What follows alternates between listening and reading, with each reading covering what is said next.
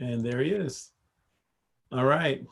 And thank you, Bailey, for making us live. So we'll go ahead and get started. Good evening, everyone. Please join us as we salute the American flag. I pledge allegiance to the flag of the United States of America and and to the the republic for which it stands stands, one nation, under God, God, indivisible, indivisible, with with liberty liberty, and justice. justice for all. Pursuant to Section 5, Chapter 231, the Public Laws of 1975.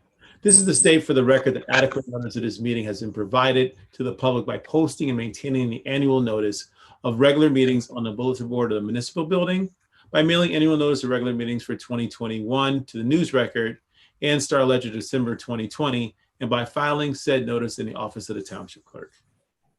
Ms. Adams. Here. Mr. Daffis. Present. Mr. DeLuca. Here. Mr. Lembrick. Here. Mayor McGehee. Here. Whereas Chapter 231, Public Laws of 1975, commonly known as the Open Public Meetings Act, requires all meetings of public bodies be open to the public.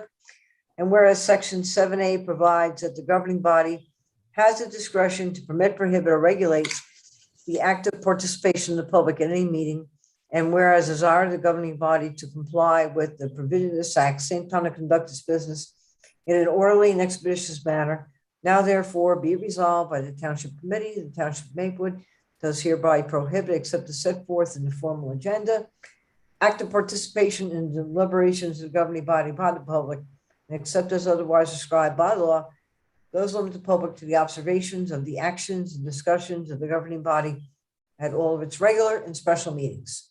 So moved. Second. Ms. Adams, Yes. Mr. Daffis, Yes. Mr. DeLuca, Yes. Mr. Lembrick, Yes. Mayor McGehee. Yes. Thank you, Ms. Fritzen, and good evening, everyone. Before we get started, I'm going to ask for a moment of silence.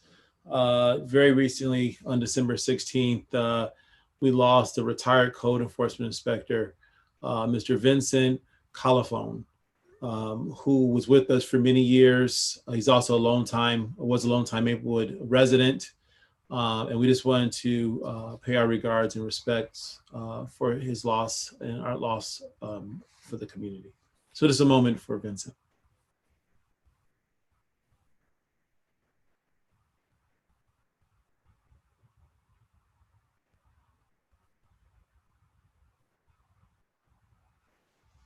Thank you.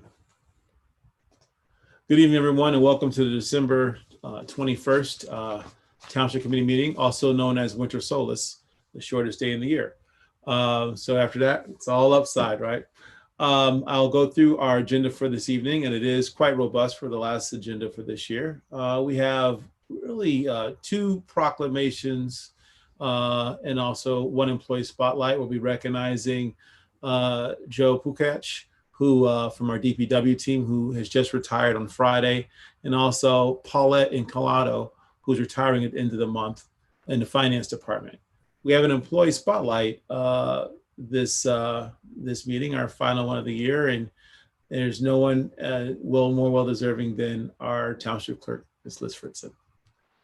From there, we'll go into our first public comment on agenda items only, limit to 3 minutes, please. And then from there, we'll have our second and final public hearing led by Mr. Palma regarding Essex County Community Block Grant. Tonight, we have 4 ordinances on final, which will be similar to ones we discussed on December 7th. So we have a zoning review ordinance. We have an amendment to our code regarding cannabis. We have an amendment to our vehicles and traffic, essentially a disabled resident parking capability. And then the direct installation of multi-way stop signs at Rucker Street, Field Road, and Newark Way. From there, we'll have reports from our department. We have a couple from our CFO regarding our November budget report, and also the sale of our pool bond anticipation note and a certificate of determination award. We'll have administrative reports. We'll hear from our township administrator, Mr. Gimes. We'll hear from our township clerk, Ms. Fritzen, and we'll hear from our township attorney, Mr. Desiderio. From there, we'll move on to reports from elected officials. We'll first hear from Ms. Adams. Then we'll hear from Mr. DeLuca. Next, we'll hear from Mr. Daffis. Then you'll hear from myself. And then our last report will be provided by Mr. Limbrick. We have 4 discussion items up for this evening. The first one is regarding the results of our annual demographic survey of Maplewood's boards and committees. Mr. DeLuca will lead that discussion. We'll get an update on our cannabis licensing. We'll hear from Mr. Daffis and Mr. DeLuca from there. And then we'll have a couple of conversations regarding supporting some bills in Trenton, Reproductive Freedom Act, and also the HIV Discrimination Act. Our consent agenda is loaded. We have approximately 23 items on the agenda this evening, including authorizations of cancellation grants and receivables, cancellation of capital improvement appropriations, authorizing grants from our Alliance Cooperative Purchasing Agreement, as well as our Gov pilot. We'll also hear bills and claims, and also awarding our contract for a single stream collection of recyclables. From there, we'll go on to our public comment on any subject matter, also limited to 3 minutes, and then we will adjourn. But from there, please note that we'll be going into our ABC meeting, where we'll be doing a person-to-person, place-to-place transfer as well. So with that, that is our agenda for this evening, and I will yield the floor to Mr. DeLuca for our first retirement resolution. Mr. Mayor, first, can I just request that we move Resolution 382-21 from the consent agenda? I don't think I'm going to be able to vote on that, so I think I'm going to have to abstain from that one. 100%. What we'll do is we will recognize that separately previously, and then we'll do the consent agenda. Okay, thank you, Mr. Mayor. Absolutely. Thank you, Mr. Limbrick. Mr. DeLuca. Thank you, Mayor.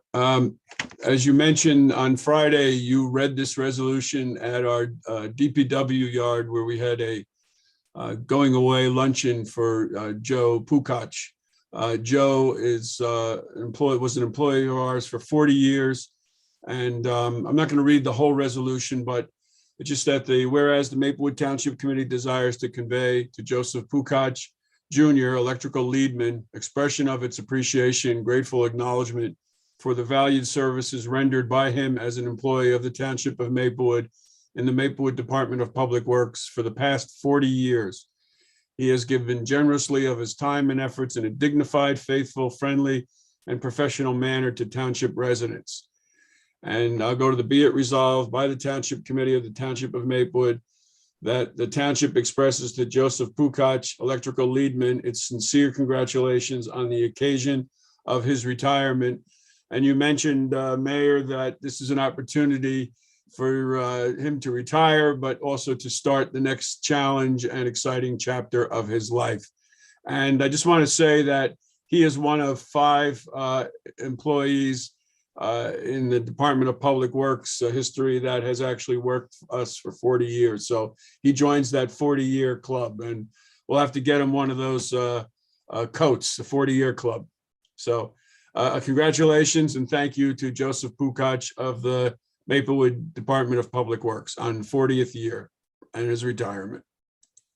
Thank you, Mr. DeLuca. And again, thank you to Pooch and everyone. He was all things, in terms of, we called him Mr. GE. He was quite a knowledgeable person. We'll now move on to hear our second resolution on retirement, and I'll yield the floor to Mr. Daffis. Thank you, Mayor. This is a commendation on the occasion of the retirement of Paulette Ercolano, our Assistant Chief Financial Officer. And what a loss for us. Paulette and everyone who knows Paulette and everyone who has interacted with Paulette is going to miss her.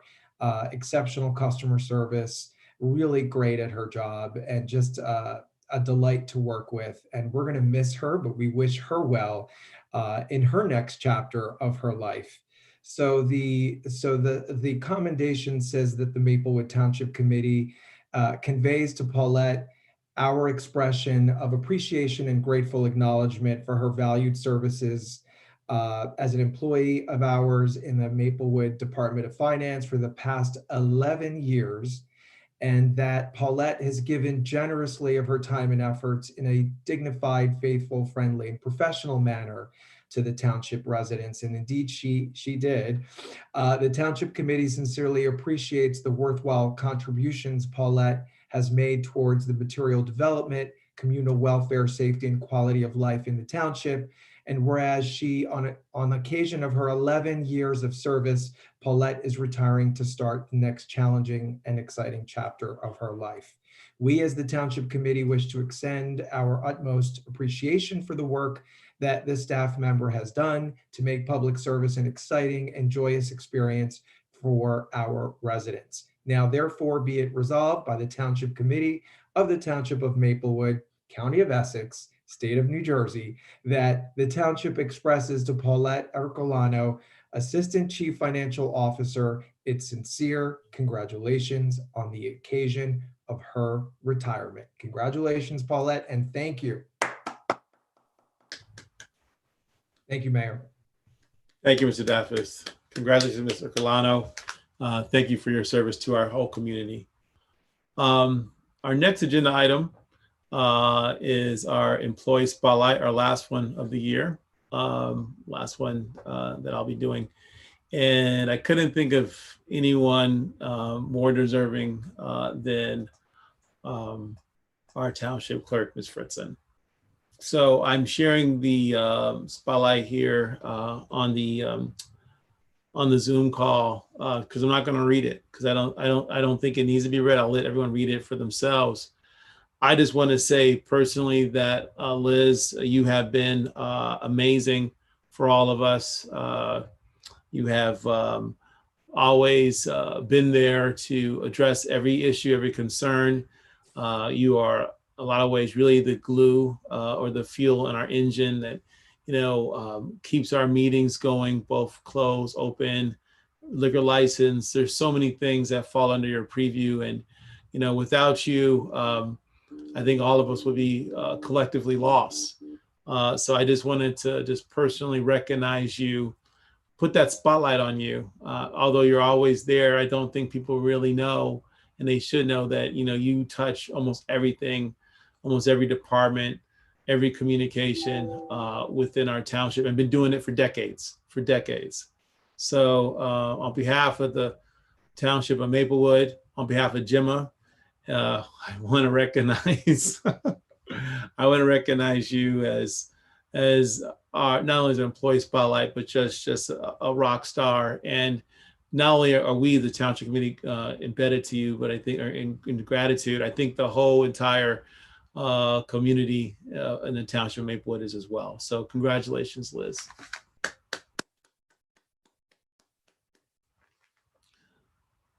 Would you like to say a few words? Absolutely. Roger said I can only talk for 3 minutes. Yeah, thank you, Mayor. I really didn't want this, and I appreciate it. I thank you all. So, I came to Maplewood right out of college, and back in 1979, and I thought I was staying for a short time, and it's turned out to be a long time. And I've had the career of a lifetime. Starting out in the Maplewood Recreation Department for 9 years before Township Committee promoted me to be the township clerk almost 33 years ago. But, I wanted to do some quick research today, and I've never done this before. So I was wondering, how many mayors have I worked with? How many Township Committee people have I worked with? And I did that around 4 o'clock, and pretty interesting stuff. Worked with 8 mayors. I've worked with 8 mayors, 1 mayor twice, Mr. DeLuca. Mr. DeLuca followed actually Mayor Grassmere, Mayor Davenport, Mayor Ryan, then Mayor DeLuca, Mayor Profeta, Mayor Pettis, Mayor DeLuca again, and Mayor McGehee. So that's 8 mayors. And then I wondered how many Township Committee people have I been working with over the years, and mostly since I've been a township clerk, mostly 31 township committee members and 6 administrators, but only 3 township attorneys. Mr. Desiderio is one of them. So that I found that interesting that over the years, those are the people that I've had around me. I always kid the other employees and the department heads that, I'm the one employee that has the pleasure of sharing their office with the mayor. Nobody else has a door that's always open to the mayor's office. And I guess that could be good and bad, but I've enjoyed it.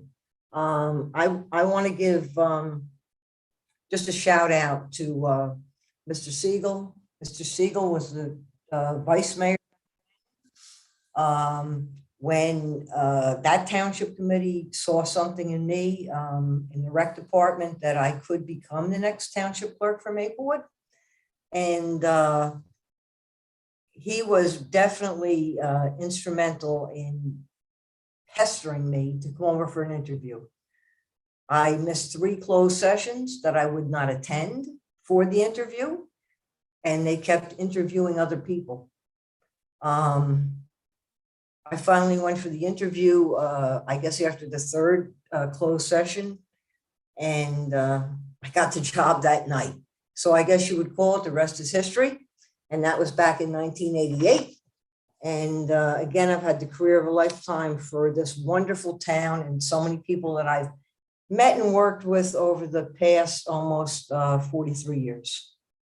So thank you all for the honor. And I just really do appreciate it. And the career I've had in Maplewood.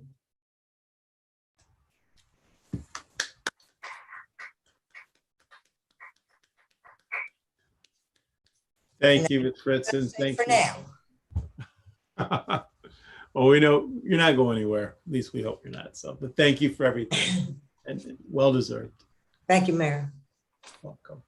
So we're now moving on to agenda item number 7, which is public comments. And I want to note agenda items only / anyone who may want to speak and recognize our great colleague, Mr. Limbrick. So with that, I will open up public comments on any conversation recognizing Mr. Limbrick and agenda items only. Good evening, Mayor and Township Committee. We'll now begin the first public comment portion of the meeting on agenda items only. If you would like to address the Township Committee, please use the raise your hand function. We will convert you to a panelist and allow you 3 minutes to speak. Would anybody like to address the Township Committee at this time?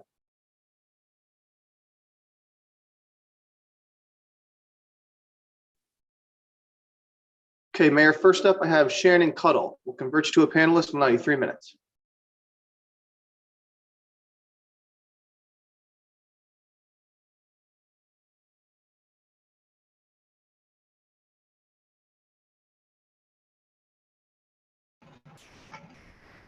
Hi, good evening, everyone. Can you hear me?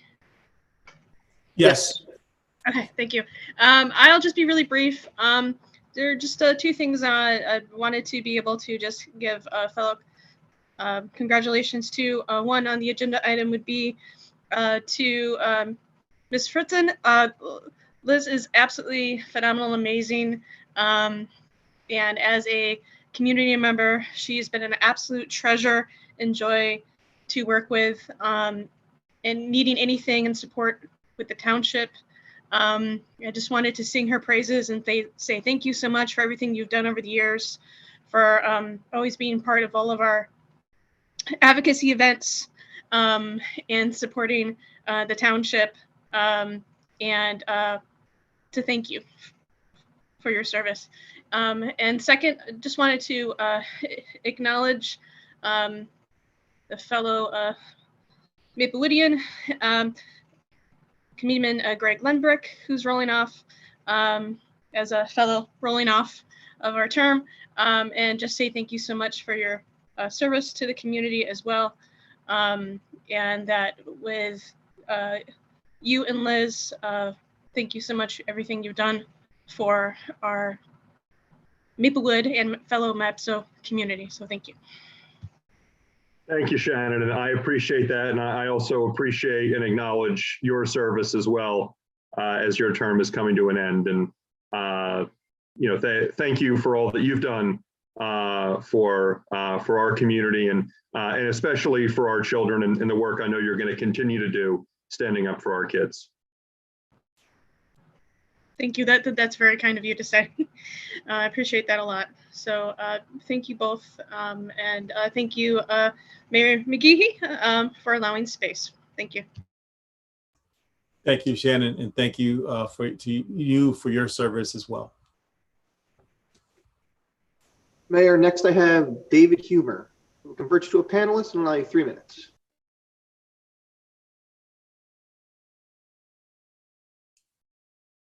Is he gonna have his funny voice? Yes.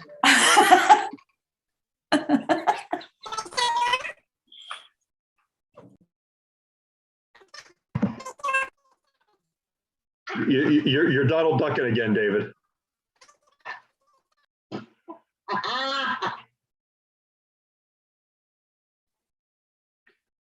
If we are moving on, Mayor, I have no Yes. one else at this time.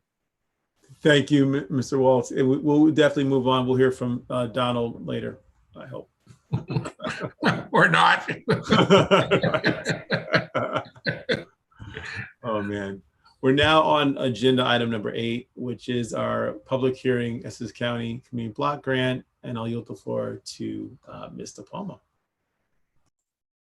Good evening, everyone. That's a tough act to follow. So this is the second public hearing required by the application to the Essex County Community Development Block Grant. Maplewood this year, our proposed project is to make the DPW building ADA compliant and make repairs for barrier-free access on the sidewalk perimeter around Memorial Park and through Memorial Park. We are requesting about $349,000 for that, and we're hopeful that we will get a large portion of the funds we request. Are there any questions? Any questions for Ms. DePalma? I am hearing none. And Ms. DePalma, I'm taking screenshots of the attendees just to make sure you have that. So Yes, thank you. you're welcome. Almost done. All right. Hearing no questions for Ms. DePalma, as I'm doing my multitasking here. All right, all set. We thank you, Mr. Palmer. We'll now move on in our agenda to agenda item number 9, which is we have ordinances on final. Ms. Fritzen.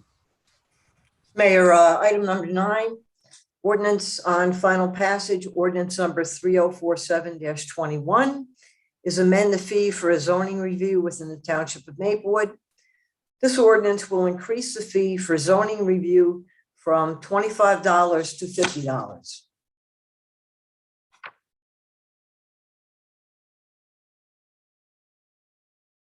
This ordinance has been published, copies posted on the bulletin board of the municipal building, and copies made available to the general public in accordance with the law. Would anyone in the public like to discuss this ordinance regarding changing the zoning review fee from $25 to $50?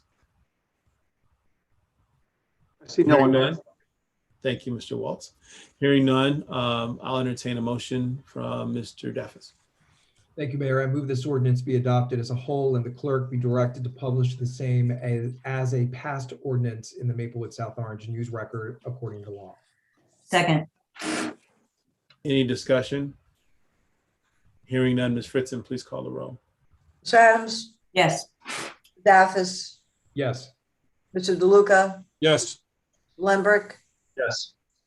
Mayor McGehee. Yes, thank you, Ms. Fritzen. We have another ordinance on final.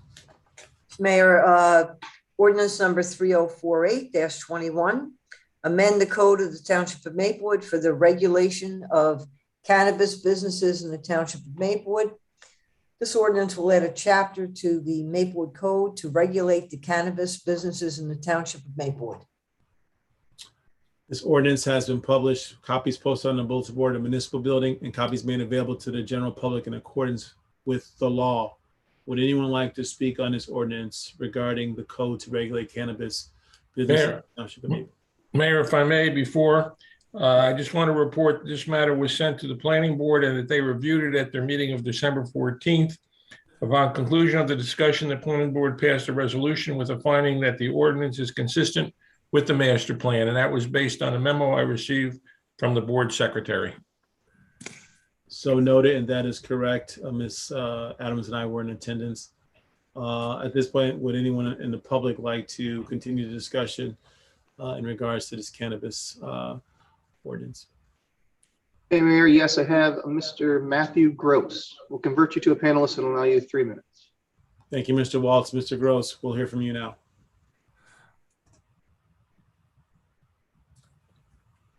Mr. Gross, stop. You're on mute. There you go. Okay. Thank you so much, Mr. Mayor. Appreciate it. My name is Matthew Gross. I'm a property owner at 1807 Springfield Avenue. And a lot's happened over the past month with the new ordinance. And it's great to see everything moving forward. I know the state issuing their rules required a step back. And I just wanted to point out that, and it's sort of a question I'm just trying to get my hands around, as I previously went and received approval through the planning board and a zoning review and have an actual building permit right now for my property to build out a dispensary. And it doesn't seem there's any recognition in this current ordinance of that property. I'm referencing section 6C, and I'm just wondering if I would have to, if this property would be required to go through another review, and in terms of that section 7 at the end, there's some additional points.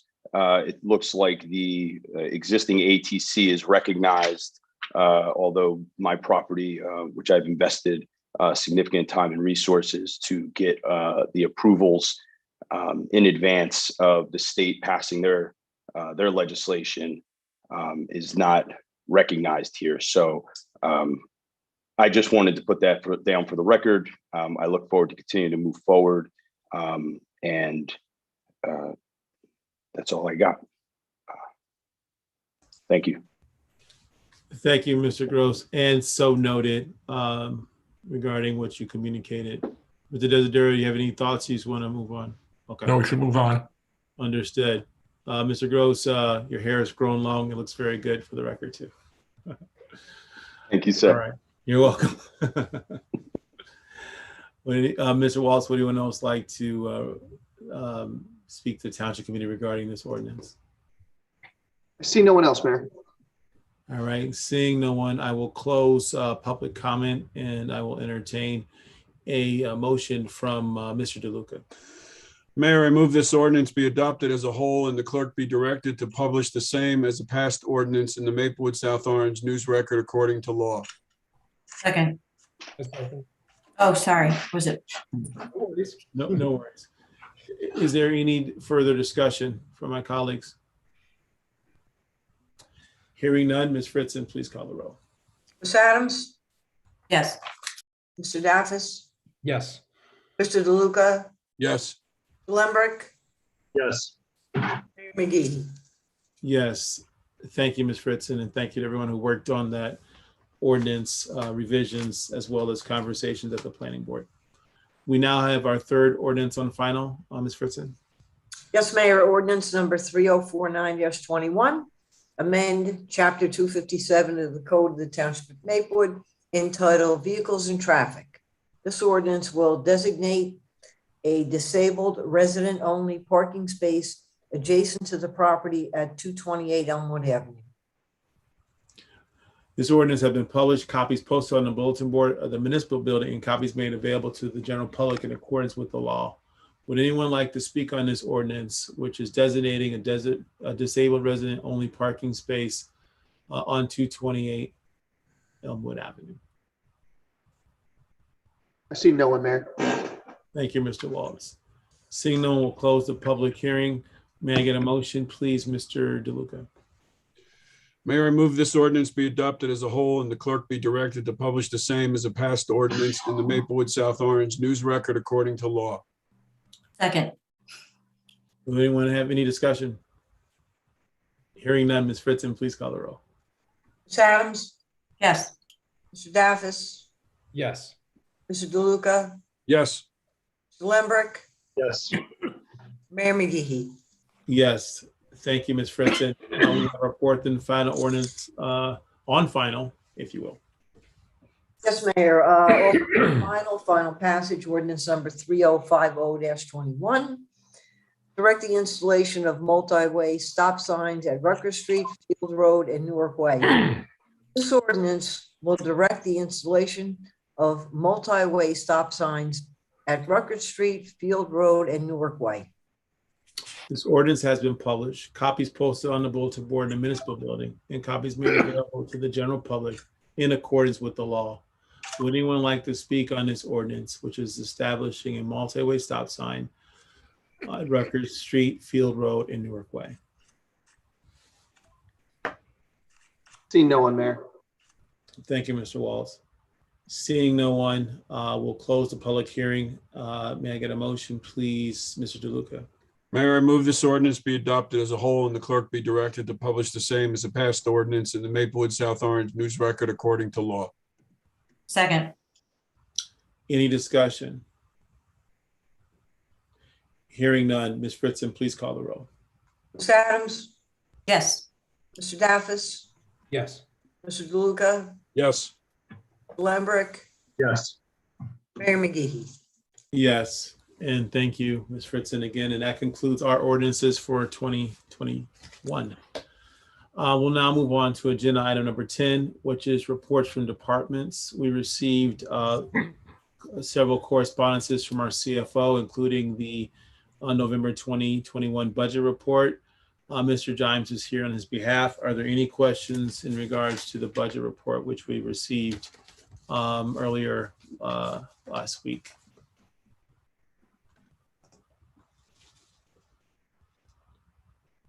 Okay. Oh, hearing none, I'll just state that, for the record that what we're seeing as a township committee is we're seeing, revenue still down due predominantly to obviously COVID. Salary and wages, we saw an uptick in overtime. Some of that is due to Hurricane Ida. Some of it is due to our vaccination policy. And that's impacting police and fire. And that's also noted as we had our public safety meeting last week. And then the final part I'll recognize is that we'll see if any transfers will be result in discrepancies in our budget amount adopted for 2022 versus what appears on a 2022 budget. But that's noted in the document, which we all received. As when to state that into record for the public.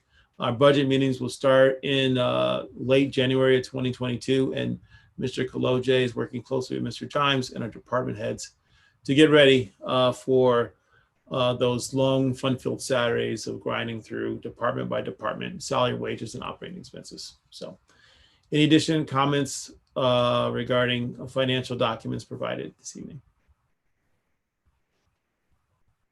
Okay.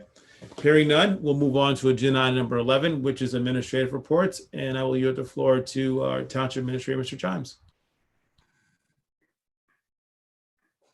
Thank you, Mayor. I have a few items, but I'm going to just start with Assistant Administrator Barnett, who's going to talk about one of the agenda items. Hello, everyone. I'd like to draw your attention to resolution number 37821. That is going to be approval for us to work with GovPilot, which is the application and form digitization software that we've been talking about over the past few weeks. So through GovPilot, we're looking to bring our health inspections, animal licensing, business licensing, all of those online under a streamlined platform. And then also all of the forms that we're currently using SDL for, which you might have recognized some of those forms under health as forms that are currently on SDL. We're actually looking to bring code and DPW forms that are digital over to GovPilot as well. And then we're also looking to bring in OPRA requests and event applications. And the goal is to just have this one streamlined software that people will use and be familiar with to submit these digital requests, minimize unnecessary trips into town hall if they're able to access it digitally, makes it a little bit more accessible for folks who are short on time, unable to make it in for whatever reason. And then there will also, of course, be hard copies available for people who don't have the digital access, but we're hoping this really streamlines the process and makes it much more efficient and organized. So that is what that resolution is for, and we would strongly recommend passing it. Thank you, Ms. Barnett. Any questions at this time regarding that particular resolution for Ms. Barnett? I see none, Ms. Barnett. Thank you for the explanation. Very well detailed. Okay, I have a couple items. One, the township attorney and I attended a webinar last week that was hosted by the New Jersey League of Municipalities and the State Office of the Attorney General regarding the major opioid settlement that several distributors have engaged in with several states. Part of that settlement allows municipality, well, first New Jersey opted in as a state. Part of that settlement allows municipalities within those entities to participate. And in doing so, we would be entitled to a share of the state's allocated $628 million that would go towards abatement programs that we decided to institute within Maplewood. How much of that $628 million is unknown. It's going to depend on how many municipalities opt in. I suspect that it will be most of them because most, I don't believe, have the bandwidth or the interest of filing their own litigation in this matter. So the township attorney and I discussed it. We recommend opting in. In addition to the funds, most importantly, even more important than the funds, I hope that will change the way these companies do business and prevent these types of issues as best they can in the future. With that, those resolutions to that effect to memorialize those actions are on the agenda tonight. I'm actually going to, if you don't mind, Mayor, Mr. Jimes, I'm going to ask that you pull that off and you consider passing it right now separately so that we have it in the record. And then Mr. Jimes has a yeoman's task to get this all filed by January 3rd. And January 3rd. Second is Sunday, so effectively the Friday before that. I'd ask if you would consider Resolution 367-21 that reads, resolution authorizing participation in the nationwide settlement agreements with Johnson & Johnson, McKesson, Cardinal Health, and AmerisourceBergen to resolve claims involving their roles in the country's opioid crisis. I move it. I'll second it. Any additional discussion? Where's that money go? Well, if you get it, I guess you'll decide with the health department where you want it to go. Any further discussion? Hearing none, Ms. Fritzen, please call the roll. Ms. Adams, Yes. Mr. Daffis, Yes. Mr. DeLuca, Yes. Mr. Lembrick, Yes. Mayor McGehee. Yes, thank you, Ms. Fritzen. Mr. Jimes, you have the floor. I'm drawing your attention to Resolution 379-01. That is a resolution to award a contract to Gold Type Business Solutions to provide IT services for Maplewood Township. In a previous correspondence, I mentioned to you about this issue as it relates to several IT issues we've had over the last year or so.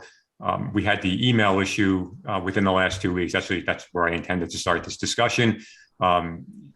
That issue has largely been resolved. Our servers have been scrubbed of any malicious software or viruses. Any of the emails that went out after that were spoofed from completely different servers that we simply had no control over. So in that vein, I thought it would be best to review the contract that we had and see if there would be any benefit into bringing a new organization in. I know, we've talked about this kind of online and offline within the last few months. This is an organization that I have worked with previously, but Maplewood has worked with previously as well. They run the InfoCop system for the police department. So they're a vendor that's familiar with Maplewood Township. I had them come in here and do an assessment, and they made some strong suggestions on what we should do. They gave no charge for that assessment. They also visited the police department where there have been some IT issues over the past. And at the end of that meeting, Chief Duvall was very impressed and, would have been expressed his satisfaction if they were to be brought on board. The cost of that contract would be $85,000 a year, which is significantly less than what we're paying now. And I would propose that if that contract's approved, the savings that we would be realizing would be used to upgrade any of the infrastructure that's needed to prevent these incidents from happening again, such as firewalls, antivirus, and our Outlook server, which were the three of the main culprits all acting kind of independently that have been causing these problems. So with that, whether it's on that contract or the email issue in general, I'll take any questions on those issues. Floor is open. Do we want to do that now too, Mr. Desiderio, or can that go on the consent? I think it can be on the consent. I think Mr. Jimes has explained it. I just think the opioid one was kind of unique. Okay, yeah, I'm fine with it, Mr. Jimes, and appreciate helping to solve all the issues we've had, especially lately. So. Yeah, Okay. I would second Ms. Adams when I want to thank Mr. Jimes and Ms. Barnett for helping us weather through, a very challenging cyber attack over the last really 2 weeks. And we apologize to our constituents and our residents who were impacted as well. At our last Board of Health meeting, we discussed a vaccination policy for events sponsored by the Township. And all of you have received a recommendation from the health officer on that matter.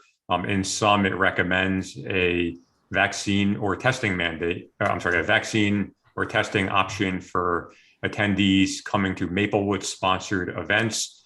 That could be shown by either using a vaccination card or the Docket app, which is available to everybody in the state, and your vaccination status is already in there, whether you've done anything or not. So anybody who doesn't have access to or hasn't seen that, they can download that application on their smartphone and their information will already be in there. This would not apply to private rentals, any township meetings that are open to the public, or any residents coming into the municipal building who require services of the government. And it was suggested at this time by the health officer that it not apply to youth camps or youth activities at this moment. And that could be reevaluated in the future, depending on how the data looks. If you are so inclined to approve this, we will, work within the next couple of days to come up with a mechanism to enforce it, vigorously and announce it to the public, fully so they're aware. Any discussion regarding this, Mr. I see lots of hands. Okay. Mr. DeLuca, I saw you first, so please. Thank you. So I have a few questions. When are we going to start this? If you approve it tonight, we'll get messages out to all of our residents and people that are attending events tomorrow, and we can implement it in just a matter of days, depending on when the events are. In very short order. So I understand the vaccination, the proof very well. How does I guess two questions on the testing. How do you prove that you have test results? Well, you would have to bring a copy of your negative test result with the date. Okay. And in light of the speed in which the new variant is moving, is 72 hours too long? I've heard opinions that testing should be like within the last 24 hours, because 72 hours just it almost becomes obsolete. That test doesn't matter because you can catch it so quickly. Mm-hmm. Yeah, I wouldn't want to speak as a health officer, on that specific matter, but I agree with you. Based on what you said, I've seen the same reports. I can definitely work with Ms. Davenport, and if she agrees with that, we'll change the policy accordingly. I think there's some practical concerns there. I agree that in light of this variant and how highly transmittable it is, we should maybe amend from 72 to a shorter window. But practically, the need for testing right now has also increased, and it's very hard for people to find testing appointment. So my question is the testing result a full PCR or a rapid test result? Rapid antigen or PCR is what was proposed. either. Right. So Yeah. that's good. So it creates a little bit of some flexibility there because people may be able to get their hands on a rapid test pretty quickly before an event this weekend, for instance, but they may not be able to get to a PCR and get the results in time for this weekend. But we can discuss that further, I think, and get further input from the health officer pretty quickly in the coming days. Ms. Adams? Yes, I just need clarification. We talked about this morning at Rec and Human Services Committee meeting. And I think there just needs to be clarity because it will come up as it did in our discussion between a township sponsored event and another organization renting township property or venue for an event that's open to the public, as opposed to like Becky's bridal shower, which is a private event.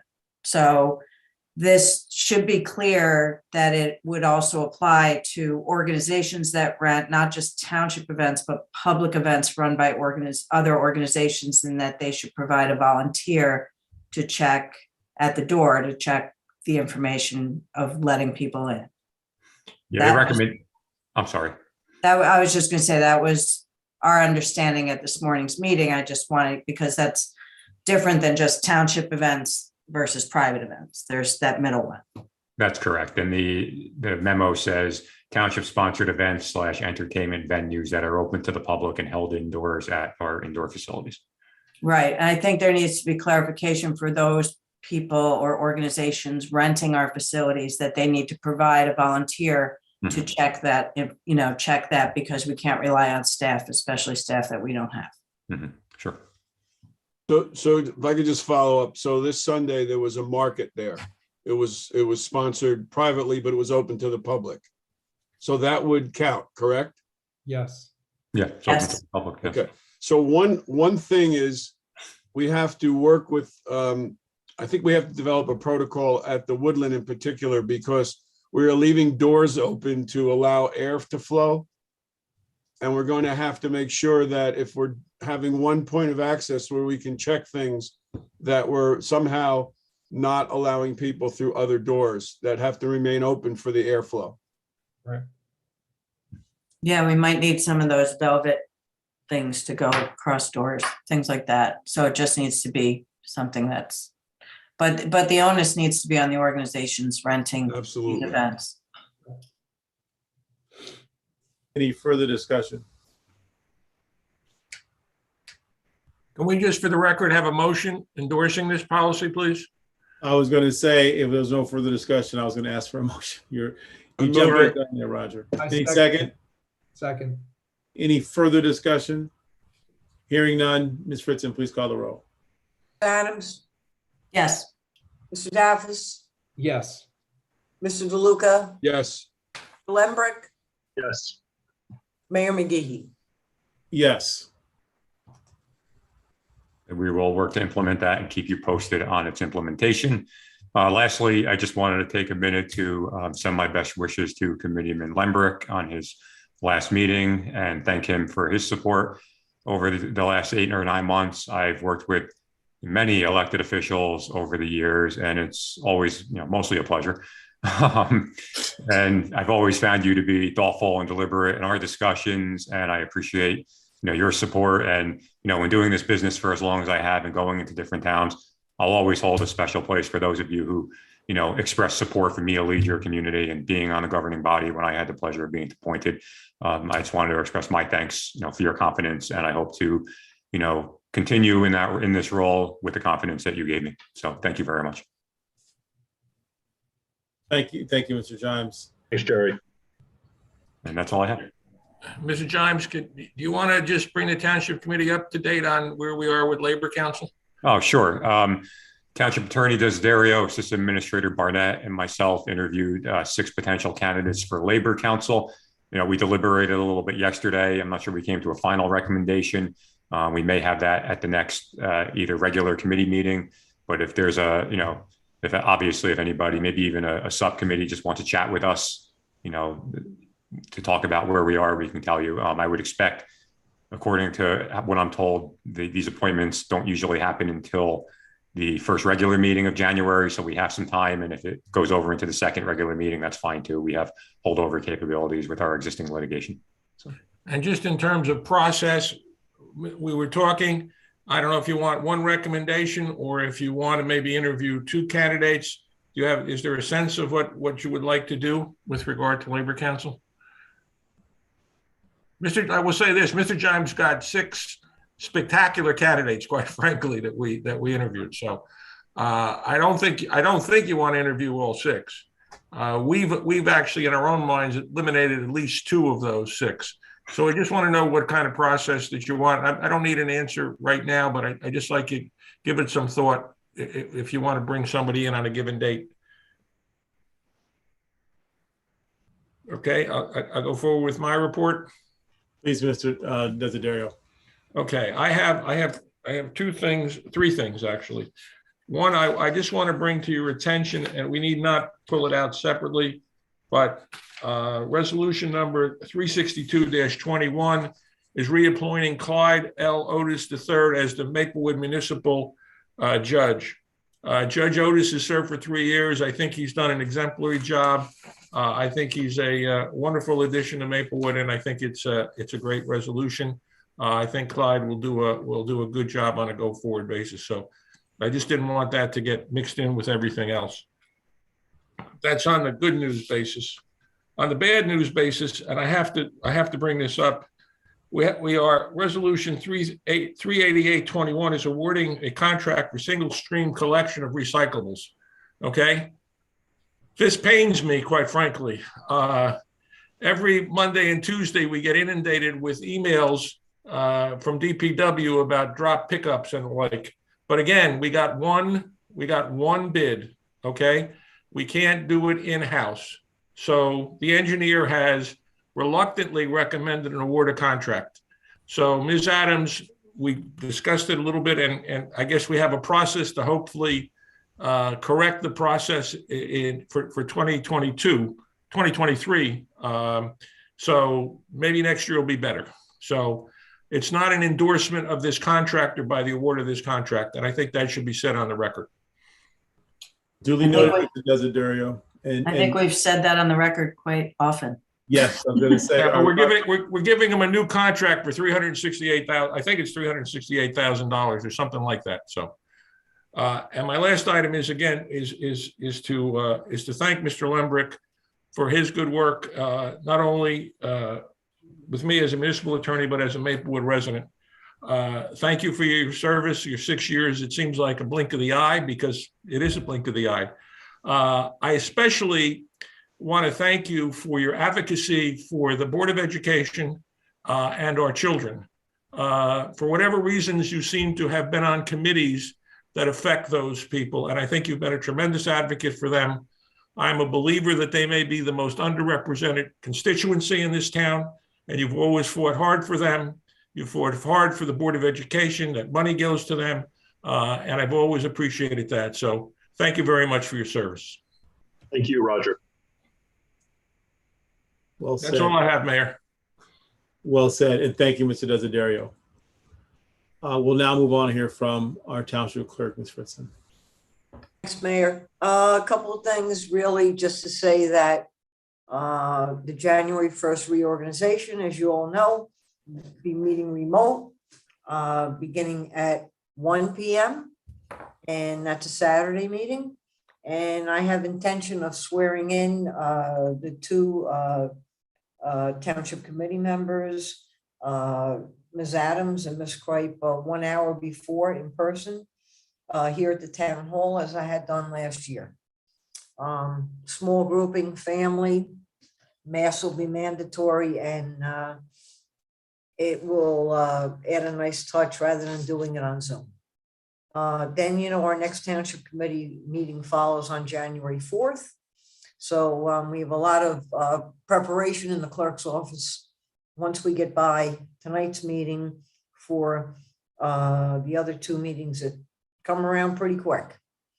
And then finally, I want to thank Mr. Lembrick for his support of me and of the clerk's office. And all the hours and thoughtful service you gave to the residents of Maplewood. It's, I hope, appreciated by all. You know, I'm a statistician in a way, and I like to say that, you know, you came on in 2016, and I will tell you that through the pool records, which I had access to, Cece, your daughter, was 4 years old. And, you know, you started a new theme during the roll call. You know, clerks have sort of like a cadence, and we do roll calls our way. And, you know, all of a sudden there was a pause when I would call the name Mr. Lembrick, and he would say, "Here," and "Good night, Cece." So that became your signature when we opened up the meetings. And I never had a township committee person that did that. And again, it's like, you know, the clerk's cadence had to get adjusted. And then I did notice a few years back, you just stopped saying "Good night, Cece." I figured because she was embarrassed by now, because now she's 10 years old.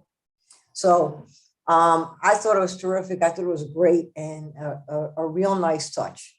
And I say this to every outgoing township committee person. You know, I speculate that just on paper, we have 25 township committee meetings a year. That doesn't include all the subcommittee meetings, all the extra meetings, the budget hearings. You know, it's 25 on paper, but we all know it's not. So if you attended 25 meetings a year at 6 years, well, you were at 150 regular township committee meetings. Phew, that's a lot. And then, you know, in my mind, I figure, well, if they ran on the average 4 hours, well, you sat either in the township committee chambers or, of course, on Zoom for well over 600 hours. And I think the public, you know, doesn't realize the amount of time that all of you put into this volunteer position, and they should. So again, I thank you for your support, Mr. Lembrick, and I'll miss you. And, you know, Cece's 10 and we're all the same age as when Cece was 4. So good luck, Greg, to you and your family, and I'll see you around town. Thank you, Liz. Thanks, Mayor. Thank you, Ms. Fritzen. That was beautiful. All right, we'll now move on. We've heard from our administrative team. We'll now move on to reports from elected officials. And I will first yield the floor to Ms. Adams. Thank you, Mayor. And Liz, I think he stopped saying "Good night, Cece" when we went to Zoom and he was just in the same house. I think that's what happened. But anyway, so I just have a few items.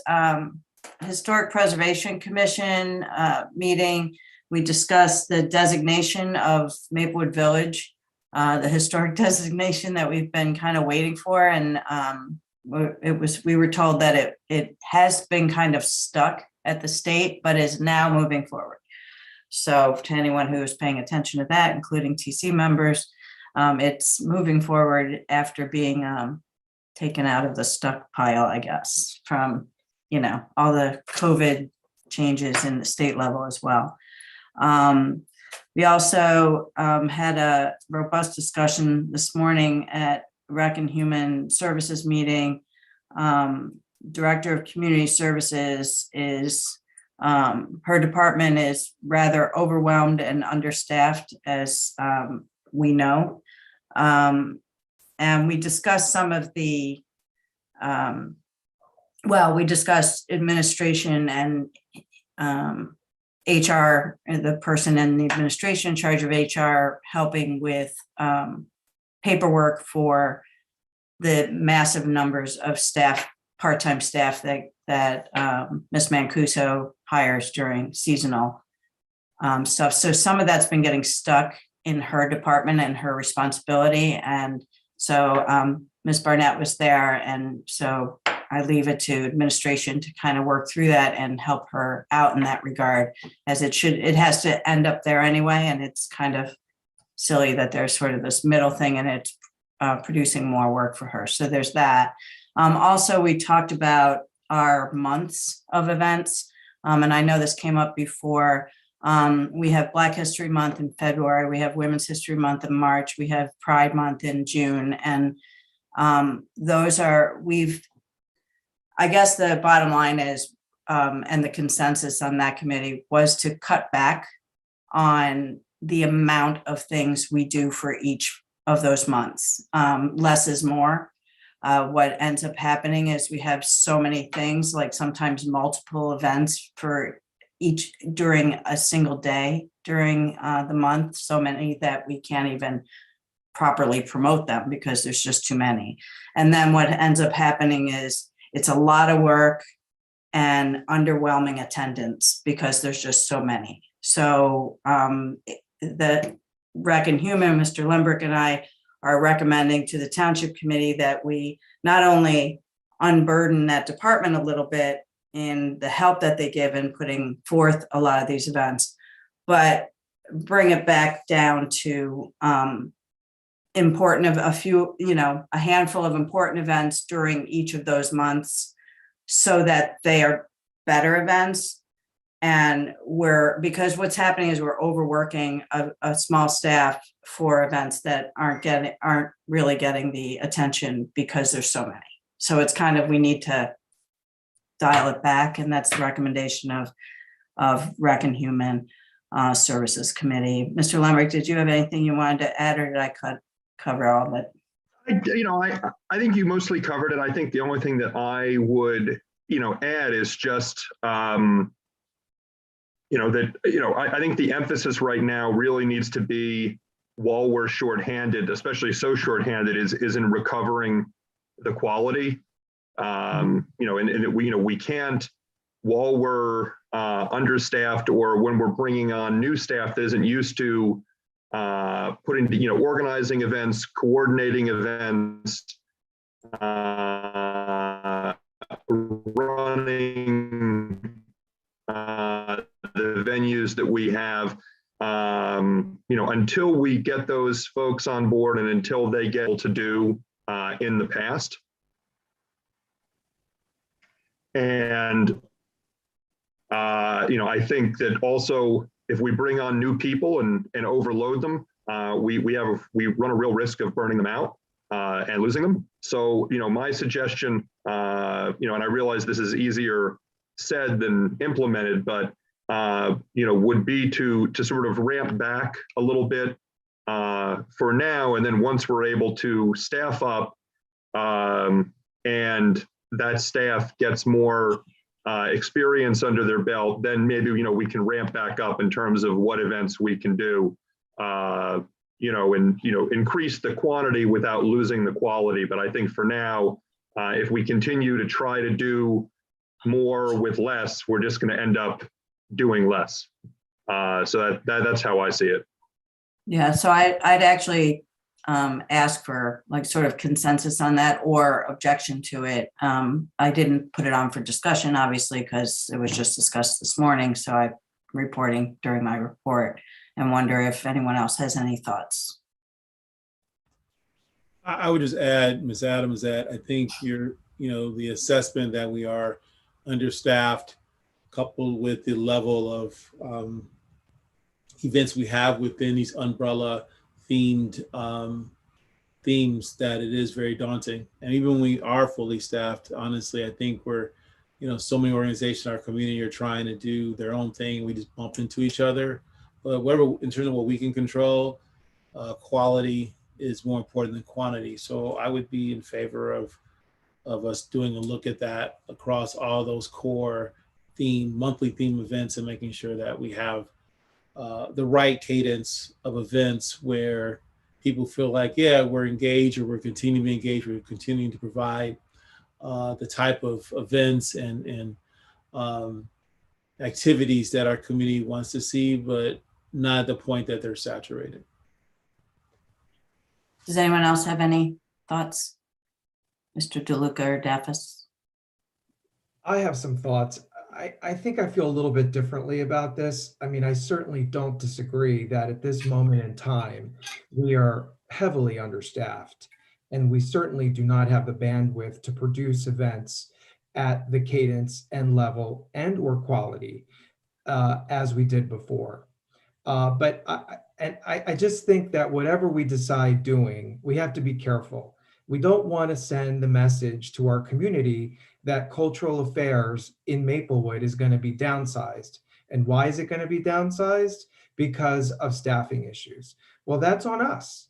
The majority of the events that we do during Black History Month, during Pride, and I can't speak to Women's History because I've not been intimately involved in organizing, so I'll leave that out of my comment, are done by community groups who merely partner with the township by way of using our venue and getting some other financial support or other similar accommodation. It's not like we, the township, our rec department, is building those. Similarly, when we look at our rec offerings for youth camps and the summer pool program and all of that wonderful stuff, I mean, I certainly would not suggest along the same lines that we should scale that back, right? Because our parents, our kids deserve to have recreational opportunities. Our older adults, the same, let's not forget about them. So I think we need to do what we need to do. We need to staff up. We need to be professional. We need to hire, and we need to make internal decisions, HR decisions and other work culture decisions that value our employees, produce top talent, which in turn on the outside produces the right expectations for our residents and the groups who want to work with us. So I understand, I hear what everyone is saying. I think practically speaking, we're not going to have a Black History Month the way we've had it in the past couple of years because we just don't have the capability. So that's going to take care of itself organically. But I also don't want to set a policy that says that we are downsizing cultural affairs in Maplewood, not in a community that I haven't finished, not in a community that has whose brand is cultural and artistic identity. So, I mean, that's my concern. And I'm hearing a little bit of that, and it troubles me. I mean, we have a duty to our residents to do the right thing, and it's on us to fix the problems, not to say, oh, well, we're just not going to do as much. And you know what? Who's going to pick and choose which events are the right events and which events are not so much? So I think we really need to think this through a little bit more before we make a decision tonight. Okay, and I wasn't asking for a decision tonight so much. And I think what you hear is not characterizing what I was saying correctly. We're not dialing back the department of, and not doing stuff for seniors and not doing stuff at the pool. That none of that was even mentioned. And that's not what we're talking about. So each one of those months has a township committee liaison, and a lot of pressure or is put on the staff, whether we're fully staffed or not, by those recognition months. And I think we on the governing body need to be more mindful of what amount of work that ends up putting us on the staff of that department. And even if they're just partnering with an outside organization, it's still work for that department. There still needs to be somebody at a venue, for example. There still needs to be, and there's just a lot of pressure on who's in charge of that department to either be at everything or be part of everything. And same with TC members. Like, we can't just be at everything 6 nights a week for the month of February, March, and June. It's just not feasible. And like I said, so I'm telling everybody here what the recommendation of the Rec and Human Committee was. And so it's in no way, dialing back the work of it just happens to be coinciding right now with lack of staffing. So that's pretty much what that conversation was. So I don't think we're setting any policy, but I think we all need to be mindful of that. And those of us who are involved in, whether it's Women's History Month, and that's me, or Black History Month with Mr. DeLuca, and whatever it is, that just, dial it back is kind of the desire from, and also other organizations and members of the public have mentioned the same. So that's part of my report. So if there's nothing else, I'll just go on. So. Thank you, Ms. Adams. Please continue. Thank you. Just a reminder that basketball is shut down for the remainder of 2021. Part of that is COVID, a big part of that is COVID concerns. So, the public has been positively receptive of that information as people are getting concerned as well. So that will start back up again, at least as planned for now, right after the new year. So also the COVID safety issues that we're having, I know we're going to have a conversation, Mayor, about that a little bit later. So I'll hold back on that, but just really want to urge the public to be really careful. This new variant is very, very, very contagious, much more so than the previous variants. And other than that, I have two more things. I just want to wish everyone a happy new year and a Merry Christmas to those who celebrate, and to enjoy the holidays to the extent that you can with family. And then lastly, some words for Mr. Lembrick, my running mate twice. It was always a pleasure hanging out with you, going door to door, having conversations. It was really nice campaigning with you. It was always not really too much of a chore because I enjoy your company. So, but as serving with you, I've always felt that you were always fair, even if we disagreed on a topic, respectful and fair, and focusing on the topic itself, and your willingness to rely on a colleague's knowledge of something that you may not have as much knowledge of, and trust that colleague. And this is my personal experience. If it was an issue, whether it was leaf blowers or environment or whatever, because it wasn't necessarily something that you focused on or knew a lot about, you trusted me to be giving you valid information, and you believed in me that if it was something that important to me, that you respected me and my opinion enough to question, but also to come to a conclusion and give me sort of the benefit of the doubt on some things. And I appreciate that very much. So I will miss you, and I will miss your sense of fairness and your sense of humor a lot. So thank you for serving with me, and thank you for running with me. Thank you. Thank you, Ms. Adams. We'll now hear from Mr. DeLuca. Thank you, Mayor. I have a few just quick updates. We have a couple things on discussion, which I've been working on, so we'll save that. Just a couple things related to the budget that's coming up. Our Sustainable Maplewood group, we met with Mr. Jimes and Ms. Barnett and Mr. Kaloje. And in this upcoming budget hearings, you're going to hear from departments as to how they are starting to transition our municipal fleet to electric.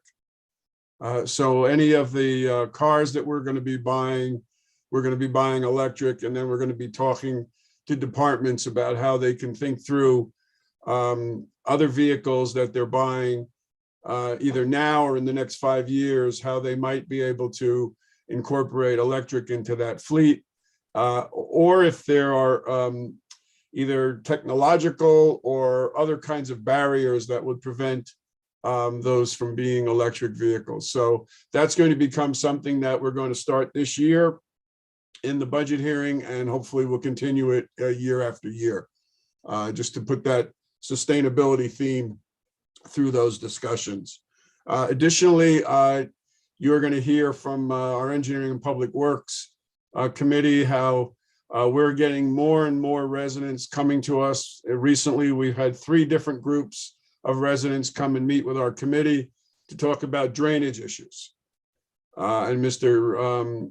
Kittner is going to be putting some significant money in his request, his capital request, to deal with drainage issues. It is a big deal. And as we're dealing more and more with severe storms, with climate change, we're just not able to handle the amount of water that is appearing, and we're going to have to deal with that infrastructure. We're going to keep a very close eye on the money that's coming out of Washington on infrastructure to make sure that we can get whatever we're entitled to, so that we can put it into our system here. And the last thing that I wanted to report on is that I met with Mr. Gimes and Ms. Mancuso on the Division of Arts and Culture, and we did agree, as some was suggested, I think Ms. Adams suggested, we are not calling that person a director anymore. It will be a division manager. But we do have an outline. We've worked in concert with the Arts Council, and Ms. Mancuso told me today that they're going to be going out to start a search in the new year in January. So we're moving forward on that. And we're also talking about the possibility of bringing on some temporary help so that we can handle some of the upcoming work that will be taking place in the first quarter in the Division of Arts and Culture. And lastly, I just want to speak about Mr. Lembrick. Greg, by the end of this year, you're going to be shy about 2,200 days, just around 2,200 days serving as a township committee person. And, Ms. Fritzen said it's like a blink of an eye, and I'm sure sometimes it seems like that, and sometimes it seems like a nightmare. There's been good days and some days that haven't been so good, but that comes with the job. And we just want to thank you for all the time you put in. When Marlon Brownlee left the Township Committee, he was the chair of the Public Safety Committee. And I know you expressed an interest in being on Public Safety, and I spoke to you and asked you to chair that. And it was the best decision you made, because you said yes, and you really led us through a really, really difficult transition with the police department, and setting up the Community Board on Police and working on the welcoming statement. Those all had your fingerprints all over, and you made all those things so much better by your involvement. So I want to thank you for your leadership there. We really could not have done that without you. You pay attention to detail. You listen. Some of the things that Ms. Adams was talking about, you like to debate issues, you like to talk about things, and you're not afraid to change your mind based on what you hear. So I think those are important characteristics of someone who serves. And I look forward, we're going to pass a resolution recommending you for the Joint Fire Department Management Committee, and I look forward to working with you there. It's what they say about things, how does change occur? Well, the most important thing is you have to show up, because, you can't wish change, you can't hope change, and you can't even want change. You got to make it happen. And you're someone who made it happen. You showed up, you put yourself up there, you ran, you didn't get the backing of the party, but you ran anyway, you won. And from day one, you moved forward, and you prove that you're someone who showed up, who put the work in, who made things different. And I want to thank you for all that you've done for the town. You were an exceptional colleague. We worked together. I'll always remember those dessert parties in Atlantic City. But it was a pleasure working with you, and I thank you for your time. And I look forward to many more things. You're going to be making, in addition to being a terrific swim dad, you're going to be making a lot more contributions to this town. They're going to be different, but they're not going to be, you're not going to be sitting around. You're going to be someone who's active, and I look forward to that. So thank you for your time. Thanks, Vic. Thank you, Mr. DeLuca. We'll now hear from Mr. Daffis. Thank you, Mayor. A few items I have on my report here. Our special improvement district, the Maplewood Village Alliance, adopted new bylaws that become effective in the new year. And with that, we'll have some rotation and leadership, which is great. We have some new board members. We're freshening up the MVA in a much needed way. We're all excited about that. We've had very fulsome participation by the board in getting us to where we are today. A lot of hard work in revising the bylaws. Soon to come, we'll be freshening up our design standards, I think, through the years with the different kinds of businesses that we're seeing that are popular now in downtowns. We definitely need to elevate our design standards so that they align with what we're seeing in terms of businesses coming in and awnings and all that kind of stuff. In code. Mr. Deffs, could I ask you one question about the MBA? Sure. Thanks. The bylaws, and maybe Mr. Desiderio needs to answer this. Does the Township Committee have to approve a local SIDS bylaws when they're changed?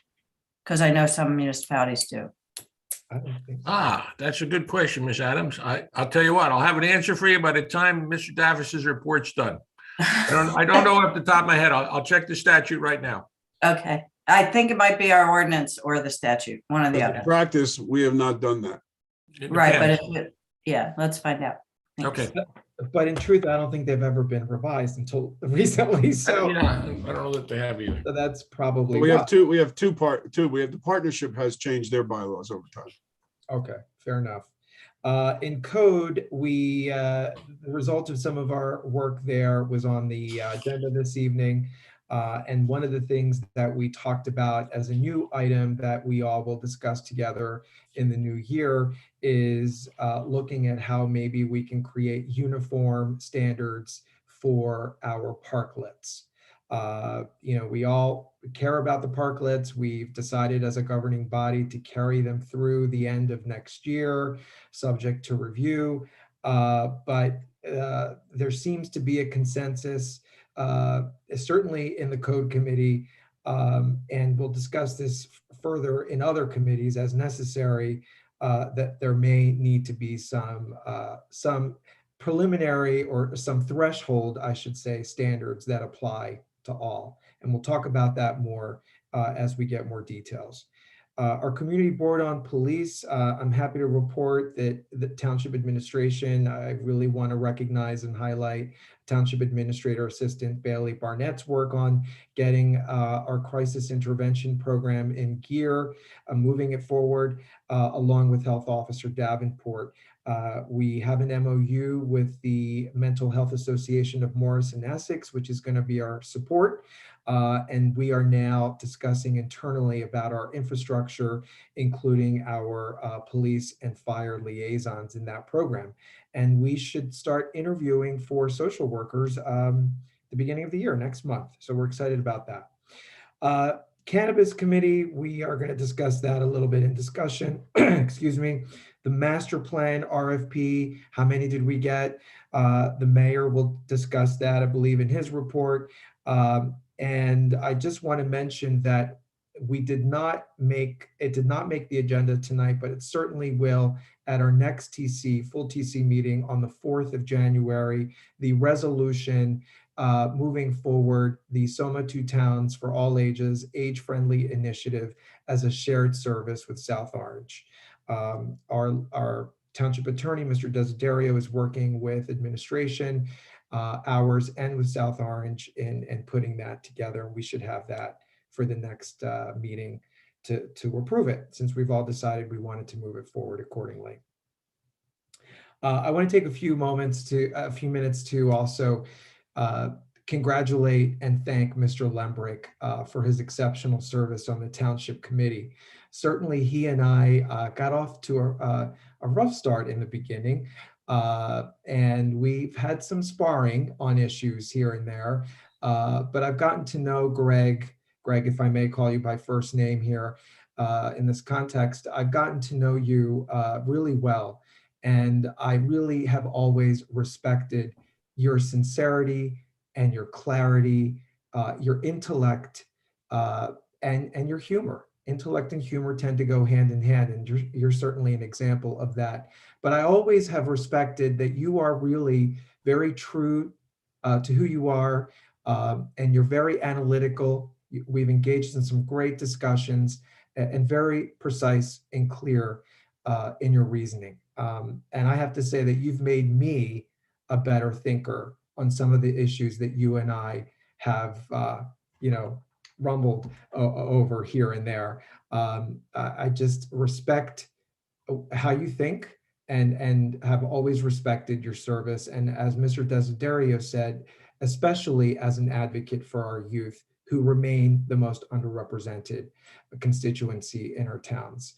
You've been a tremendous advocate for our youth, for our students. You've reached across the board to open lines of communication with the school district that were not there before.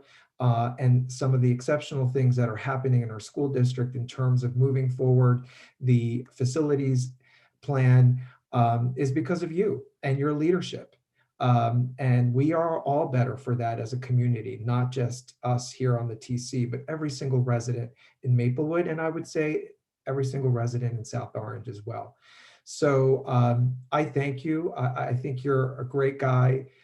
You've been a great LGBTQ ally, so thank you for that as well. And that means a lot. It means a lot. You're very straight as well. And, having allies such as yourself really makes a difference, right? And I've always been grateful for that. And I look forward to working with you in your new capacity. And as Mr. DeLuca said, your continued service to our great two towns, South Orange and Maplewood. So thank you, Greg. Thanks, Dean. And last but not least, happy holidays. Merry Christmas, happy Kwanzaa, happy New Year. Take some time, everyone, to relax, to enjoy time with friends and family, but please be careful, please be sensible, especially as it relates to indoor activities. Please wear a mask. I think the mayor has an announcement shortly about that because this Omicron variant is really no joke. And I'm sure there's another variant behind this one. And we have certainly run out of the Greek alphabet. So with that, that's my report, Mayor. Turn it back over to you, sir. Thank you. Thank you, Mr. Daffis. I have a few items. Mayor, may I just answer Ms. Adams' question? Of course, Mr. Desiderio, please. Statutorily, the District Management Committee may adopt bylaws by regulations for the regulation of its affairs and the conduct of its business and to prescribe rules, regulations, and policies in connection with the performance of its function and duties. So I think it's a power specifically delegated to the Management Committee of the SID. I don't see it coming back to the Township Committee. Thank you, Mr. Desiderio. And Ms. Adams, there you go. You ask and you shall receive. All right. Before I get started, I just wanted to take a quick second to make a statement on behalf of the Township Committee regarding some of the recent anti-Semitic events that occurred in West Orange. And so the governing bodies of Maplewood and South Orange communities will continue to speak out against anti-Semitic events, including the recent acts in West Orange. The elected officials of Maplewood Township Committee and the South Orange Board of Trustees again affirm that we unequivocally stand in solidarity with our Jewish community and condemn anti-Semitism in all its forms, without exception. We reaffirm our commitment to building peaceful and vibrant communities where all forms of diversity are embraced as a strength. And we call on all our people to share their concerns and perspectives with respect. We're not going anywhere. Maplewood and South Orange will continue to stand in solidarity. So just wanted to make that statement, and our hearts go out to our fellow community in West Orange. So I have a handful of things in my report for this evening. First, we'll talk about the master plan. The RFP went out in November. The proposals were due back on the 16th of December, and I'm happy to report they received 4 proposals. So those were provided to the Township Committee as well as to our Master Plan Steering Committee. And they will go through the formal process of vetting through those before landing on one of the 4 proposals. And then from there, we will work very diligently with our community and key stakeholders throughout our footprint to make sure that they have a voice and also help us vet through until we finally build out a final master plan. So it's going to be a long process in the making, and we're just in the next phase. So this will happen definitely through all of 2022. The Green Team has decided to pick April 23rd for Green Day, and we'll be having it in Maplewood Village. We continue to work with the stakeholders there, as well as key individuals, including Kat, the manager in that process, with more to come. We're very excited about bringing Green Day back. Our Finance Committee, the report was provided by Mr. Kaloje, and as I noted in the record, COVID continues to be a factor, coupled with Hurricane Ida and then our mask mandate in terms of, or our vaccine mandate rather, in terms of, our overtime for salary and wages. But we will move forward with the 2022 budget next month, and we'll adjust and look at our finances accordingly, be it we look at a weighted average over the last 3 years of revenue and expenses, or we just look at a year-over-year analysis. So the committee will discuss that in our finance / budget sessions, which occur mostly on Saturdays in January as well as in February. The planning board met and we approved a dual, called a two-family project, two-family project on 353 Boyne Avenue, very close to our DPW facility. And that was, and then also we reviewed cannabis ordinance and then sent our recommendation to approve it, which was noted by Mr. Desiderio this evening. Looking at our fields, the survey has concluded. We had 67 responses. I am in the process of compiling the answers for question 4 and 5, which are individual answers. So as you can imagine, it's a daunting task. Communication will go out by end of the year with some information regarding the results of the survey. And of course, if those who didn't finish all the survey and didn't feel comfortable, there's no worries on that. Like any survey, you're not obligated to do it. And we will take that information, disseminate it to those on the task force committee, set up that Zoom call to talk about subcommittees as the next step. In addition, there have been internal conversations with key stakeholders, as well as individuals who were involved historically, what happened to the field. That information is being vetted by our department heads to come up with a plan for 2022. So we'll take a second to recognize Soma TV, Larry, Ben, Dustin, for all the work they do. Soma TV is probably a station that many of us never pay attention to. I've had the opportunity for the last couple of years, as my predecessor did, Mr. DeLuca, to do Meet the Mayor, and about 15 or 16 shows later, so much information regarding everything from health to sustainability to our small businesses. Actually, in some of the cases, we actually went and did the show at small businesses, and just all the kind of quality television that Soma TV does. We did a lot of Get Out the Vote in 20 and 21. Many of us were part of that. And they do a lot of their filming right there at Columbia High School. And I just want to recognize all the work that they do in the community. COVID, as Mr. Daff has communicated, and also Ms. Adams alluded to, is here. It's very serious. Our numbers are spiking significantly, like they are all over the county and all over the country. So we will have a discussion shortly after my remarks and Mr. Limbrick's remarks regarding a mandate, which we're going to look to move forward in the very near future. From a shared services perspective, the elected officials had opportunity to meet this month to iron out a couple of attributes or factors regarding the agreement. We're getting very close. We're focusing now on addressing those concerns. And with that, what I would like to do, if I may, Mr. Desiderio, can we go ahead and at this time move resolution 382-21, which is recommending Mr. Limbrick to the South Mountain Regional Fire Department. Certainly.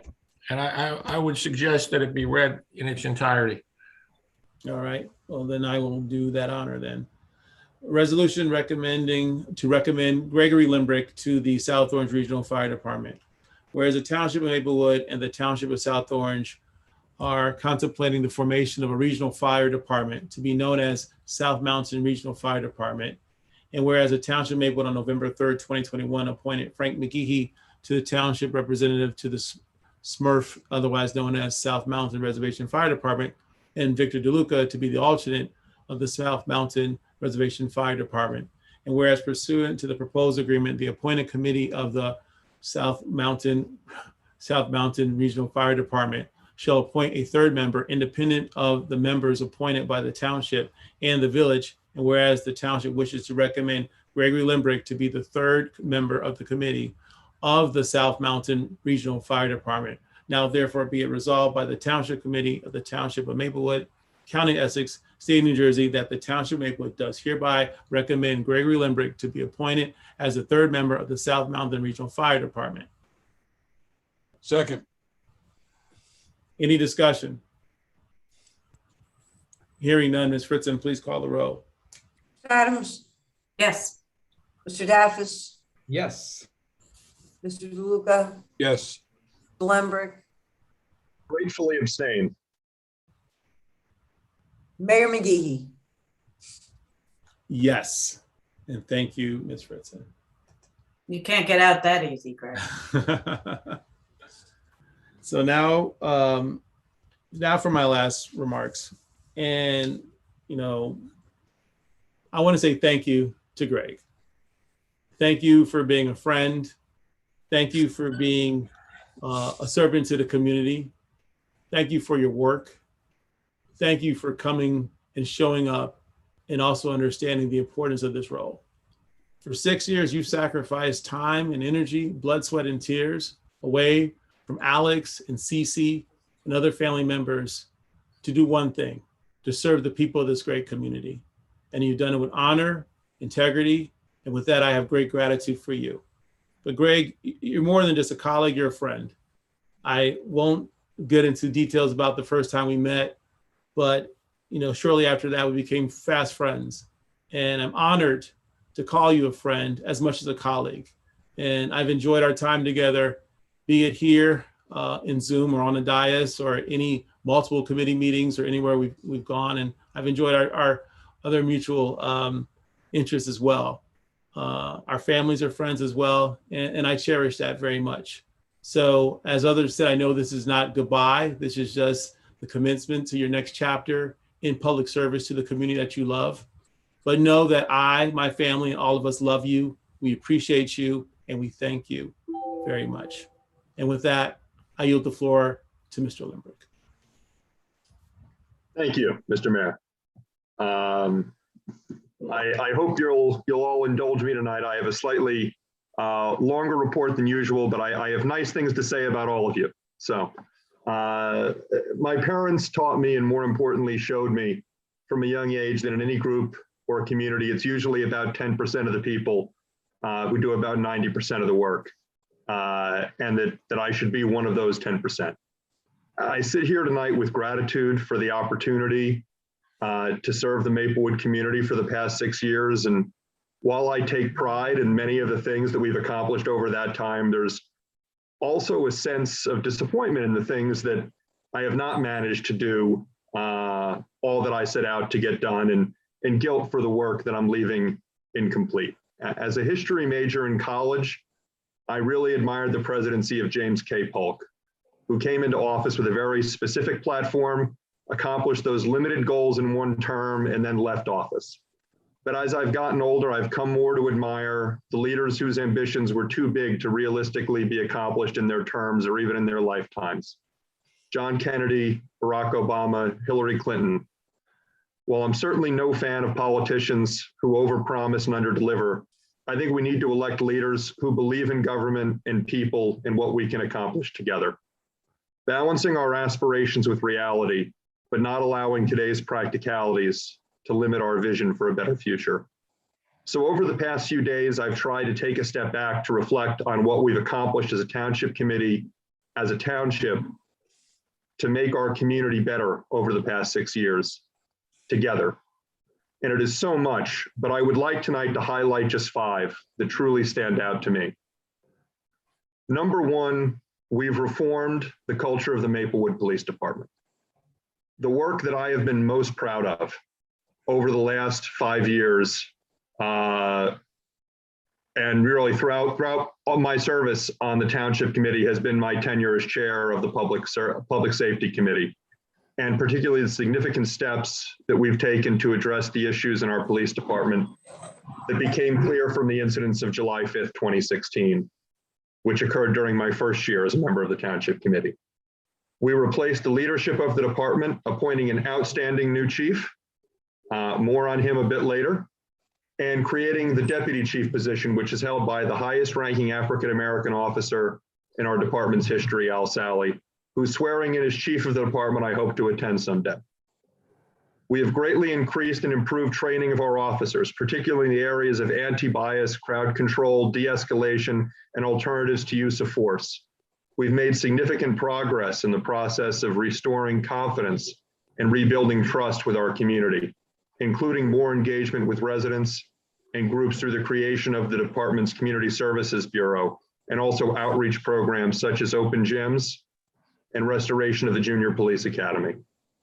We created a new community board on police, the first of its kind in a New Jersey suburban community, and appointed a talented and dedicated group of residents who have reviewed data and procedures, making recommendations for new policies and changes to existing ones in our department. The board has provided research and helped develop best practices, as well as brought community feedback to the police department. The police department has also taken important measures working with our engineering and public works departments to increase pedestrian and traffic safety in our town, including the creation of a traffic bureau, dedicated traffic unit, which has led to significant increase in enforcement, particularly focused on key areas where driver and pedestrian safety has been an issue. And despite all of the challenges and transitions, we've made great strides to reduce crime in our town, particularly violent crime, over the past several years. And we've done so with a more diverse police force throughout the ranks that better reflects our community, and with reduced overtime producing savings for taxpayers. I'm also glad that we have the chance over the years to recognize some of the acts of bravery and other instances where our police officers have gone above and beyond to help those in our community in their moments of greatest need. Thanks to them, July 5 won't stand out to me as the defining moment for the Maplewood police in my memory. I'll remember moments like Jimmy DeFazio and Rob Smith running into a burning home and helping to evacuate people through smoke and flames because they arrived a few minutes before the fire department, putting their own lives in danger to save residents. Number two, we have greatly expanded and improved our community's recreational and cultural programs and facilities. I take such pride in the role that I've been able to play as an elected official to help Maplewood become not just safer for everyone, but more fun for everyone. The addition of the new basketball court facility at D. Hart Park brought a much needed resource for our athletes. And I know that the spray park coming soon to Maplecrest Park will be a tremendous addition for our families. The township has also greatly expanded our sports and fitness offerings over the past few years, everything from self-defense classes to goat yoga, an improved summer camp. Prior to the pandemic, the Woodland became a centerpiece of our community's social, cultural, and artistic life. It's a beautiful building with a bustling energy in which our Maplewood can take pride, and I look forward to seeing it filled again once we're through this pandemic. And let's not forget our seniors. Through the purchase and renovation of 106 Burnett Avenue, we created a wonderful senior center that allows us to offer more programming and activities without conflicting or competing for space with other events at D. Hart Community Center. Our community swimming pool, where I've spent a lot of effort over the last 6 years, was bleeding members and money, losing lots of both on an annual basis. But we've managed to stabilize this thanks to greater attention by our staff and also a tremendous volunteer pool advisory committee.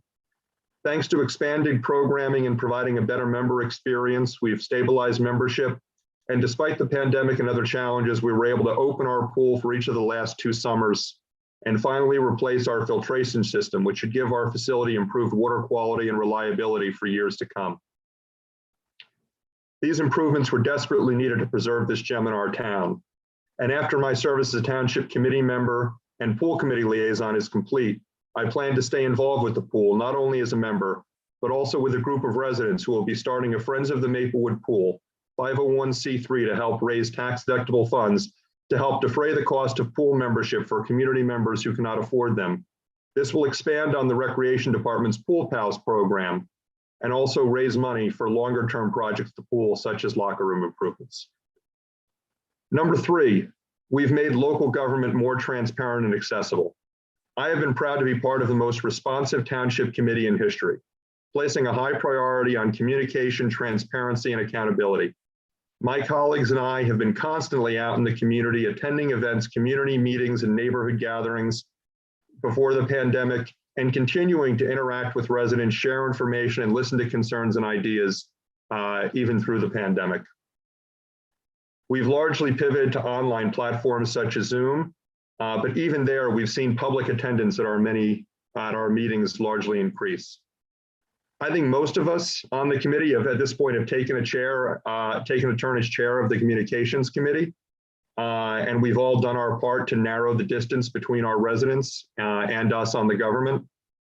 We've launched a new township website, which made it easier for residents to find information and also submit forms and payments online. We've broadly increased our use of social media and email alerts to distribute information and build awareness. We've created new senior and youth advisory committees to incorporate generational diversity into our township planning and decision-making. We've made intentional efforts to appoint a larger, broader, more diverse range of residents to town boards and committees and implemented processes that made it easier for residents to be involved. Number 4, we've supported our schools and our students. Even though the Township Committee operates separately from the Board of Education from both a budgetary and governance standpoint, we have often partnered together along with our colleagues in South Orange over the past several years on important projects and initiatives for our community. For a few years, we restored the practice of monthly meetings between town leaders of Maplewood and South Orange, the superintendent, and Board of Education members. This renewed commitment to partnership helped to improve relationships and our ability to plan strategically and work together. We jointly created the Field Trust, which will help promote long-term strategic improvement of our athletic fields and facilities. We also successfully lobbied for substantially increased state aid year after year. This partnership, I believe, was also critical in the successful development and community acceptance of the long-range facilities plan to give our school buildings the infrastructure overhaul they so desperately need, and ultimately the passing of the associated $160 million bond by the Board of School Estimate, the most money I have ever spent and the least public criticism over a tax increase I have ever heard. It has been discouraging, I have to say, that this practice of regular meetings among the elected officials of the 3 bodies has fallen off in recent years after the long-range facility bond was passed. I hope this can be restored and that more regular communication and a greater spirit of partnership between township leadership and Board of Education district leadership can flourish as a result. Number 5, we will successfully consolidate our fire department with South Orange. After 5 years of study and deliberation and decades more of discussion, we are finally taking the final steps to merge fire departments with our sister town. Doing so will not only save significant costs in the short term and achieve even more savings in the long term, but will improve safety for both our residents and our first responders. There will be no increase in response time for fires and medical emergencies, no firehouses closing, and more firefighters responding to each initial alarm. We will incorporate the best practices from both departments and be even stronger together. And I am very proud that I will have the opportunity to continue my involvement with the fire department as the appointed 3rd member to the joint meeting overseeing the South Mountain Regional Fire Department. I am grateful for the chance to continue working with the tremendous firefighters of both towns, and also for the confidence of my colleagues on the Township Committee and the trust of our colleagues on the South Orange Board of Trustees for appointing me to this position. While the rest of the Township Department heads and employees are done with me in 10 days, Chief Alvarez and the Fire Department are stuck with me a bit longer. It has been such a pleasure to work with them from my position on the Public Safety Committee, and I have been privileged to be witness to their heroism as well. Whether it has been their dedication coming in day after day during the height of a pandemic in 2020, even though our firefighters and EMTs were on the front lines, responsible for multiple COVID calls and transports every shift, they didn't call out sick or use vacation time. Instead, when times got toughest, overtime in the fire department hit a historic low. The same was true of their bravery during the more recent tropical storm Ida. Under the leadership of Acting Chief Chris Ariema, when our firefighters, along with our police officers, waded into floodwaters throughout the night to save people who were trapped and bring them to safety. Our first responders have been there when we needed them most over the past few years, and it has been my honor to work with them. On a personal note, I certainly did not foresee the Trump years or a global pandemic when I ran for this position back in 2015. But my service on the Township Committee was my refuge during the darkest days of the Trump administration. When it seemed like our basic values as Americans were under assault and our very reality was being gaslit from the presidential podium, many felt helpless to do anything. But I was able to come together with my colleagues and our township employees and serve the residents of Maplewood and make this community a force that punched holes in the darkness. When it seemed like DC and Trenton produced nothing but partisan gridlock, local government stood strong. It was such a source of comfort to me to know that even within only our 4 square miles, we had the power to change things, even if only small things for the better. If a resident came to us with a problem, we could often provide a solution, or more often, at least connect them to the person who could help them solve it. If someone had a good idea, even if it required passing a new law or changing an existing one, we could usually make it happen within a few meetings. In many ways, we were able to stand up for our community's values and principles in an age when they were increasingly under attack. We unequivocally supported diversity, inclusion, and integration, and led the charge to declare Maplewood a welcoming community. On guns, healthcare, immigration, and equality, we took positions of moral leadership. We stood up for our Haitian and Latino neighbors. We supported the LGBTQ community. We've mourned together, Charlottesville, school shootings, January 6th. But we've also celebrated a local product winning an Olympic medal, new administrations in DC and Trenton, and so many other joyful occasions. We've pulled together during this pandemic and will continue to do so. I feel that I would be negligent in my duty to this community, however, if I didn't point out a growing concern that I have. While our SOMA bubble has protected us from so much of the ugliness of state and national politics, some of the toxicity that has plagued those larger arenas has also crept into our community dialogue as well. As I have said before, I don't know how historians will describe our era in the future, but it probably won't be as the age of nuance. Particularly on social media, nastiness and pettiness abounds, and what starts political often becomes personal. Like we see on the national stage, arguments are reduced to the lowest common denominator, often to make the opposing side seem ignorant, prejudiced, less than, or mean-spirited. An engaged community requires that we find ways to disagree with each other without demonizing one another, to recognize that reasonable, educated minds can and do have different views without presuming that someone who disagrees with us must be only doing so because they're less informed, racist, sexist, greedy, or evil. Commentators on the divisions in our country often speak of Kulturkampf, which they translate from the German incorrectly, though tellingly, as culture wars. The actual translation is really cultural struggle, which I find to be a better and more productive way of thinking about our civil disagreements. We need to find better ways to struggle together as a community without going to war with one another. War makes us weaker, but struggle makes us stronger. Connecting with only those who agree with us may be comfortable, but it robs us of the opportunities that our rich diversity presents. In our search for association, we must take care not to alienate everyone who lives or thinks differently from us, lest we end up creating and confining ourselves to bubbles of conformity. This becomes all too easy in a world where our society has democratized the news while our lawmakers have undemocratized elections. People can seek out places where all of the facts are carefully cultivated to comfortably fit their preconceived worldview, and citizens end up living in the same communities but in alternate realities to the point where they can only believe that election results are legitimate if their preferred candidate prevails. This is dangerous for our society and our democracy. There was a time when nasty social media debates and online name calling in this community seemed restricted to message boards like Maplewood Online, where many posted using anonymous handles. Many, including myself, thought that discussion would be much more productive or at least more civil if everyone had to use their real name. If we've learned anything from local Facebook groups in the past few years, anonymity was apparently not the problem. And I will take ownership. I have not always been at my best on social media, as I have sometimes lost my temper and said things that I regretted. While social media has the power to be a powerful tool for activism, communication, and connection, it can also be toxic and divisive if we reduce those posting to just names and faces rather than recognizing that many of them are also our neighbors and our friends.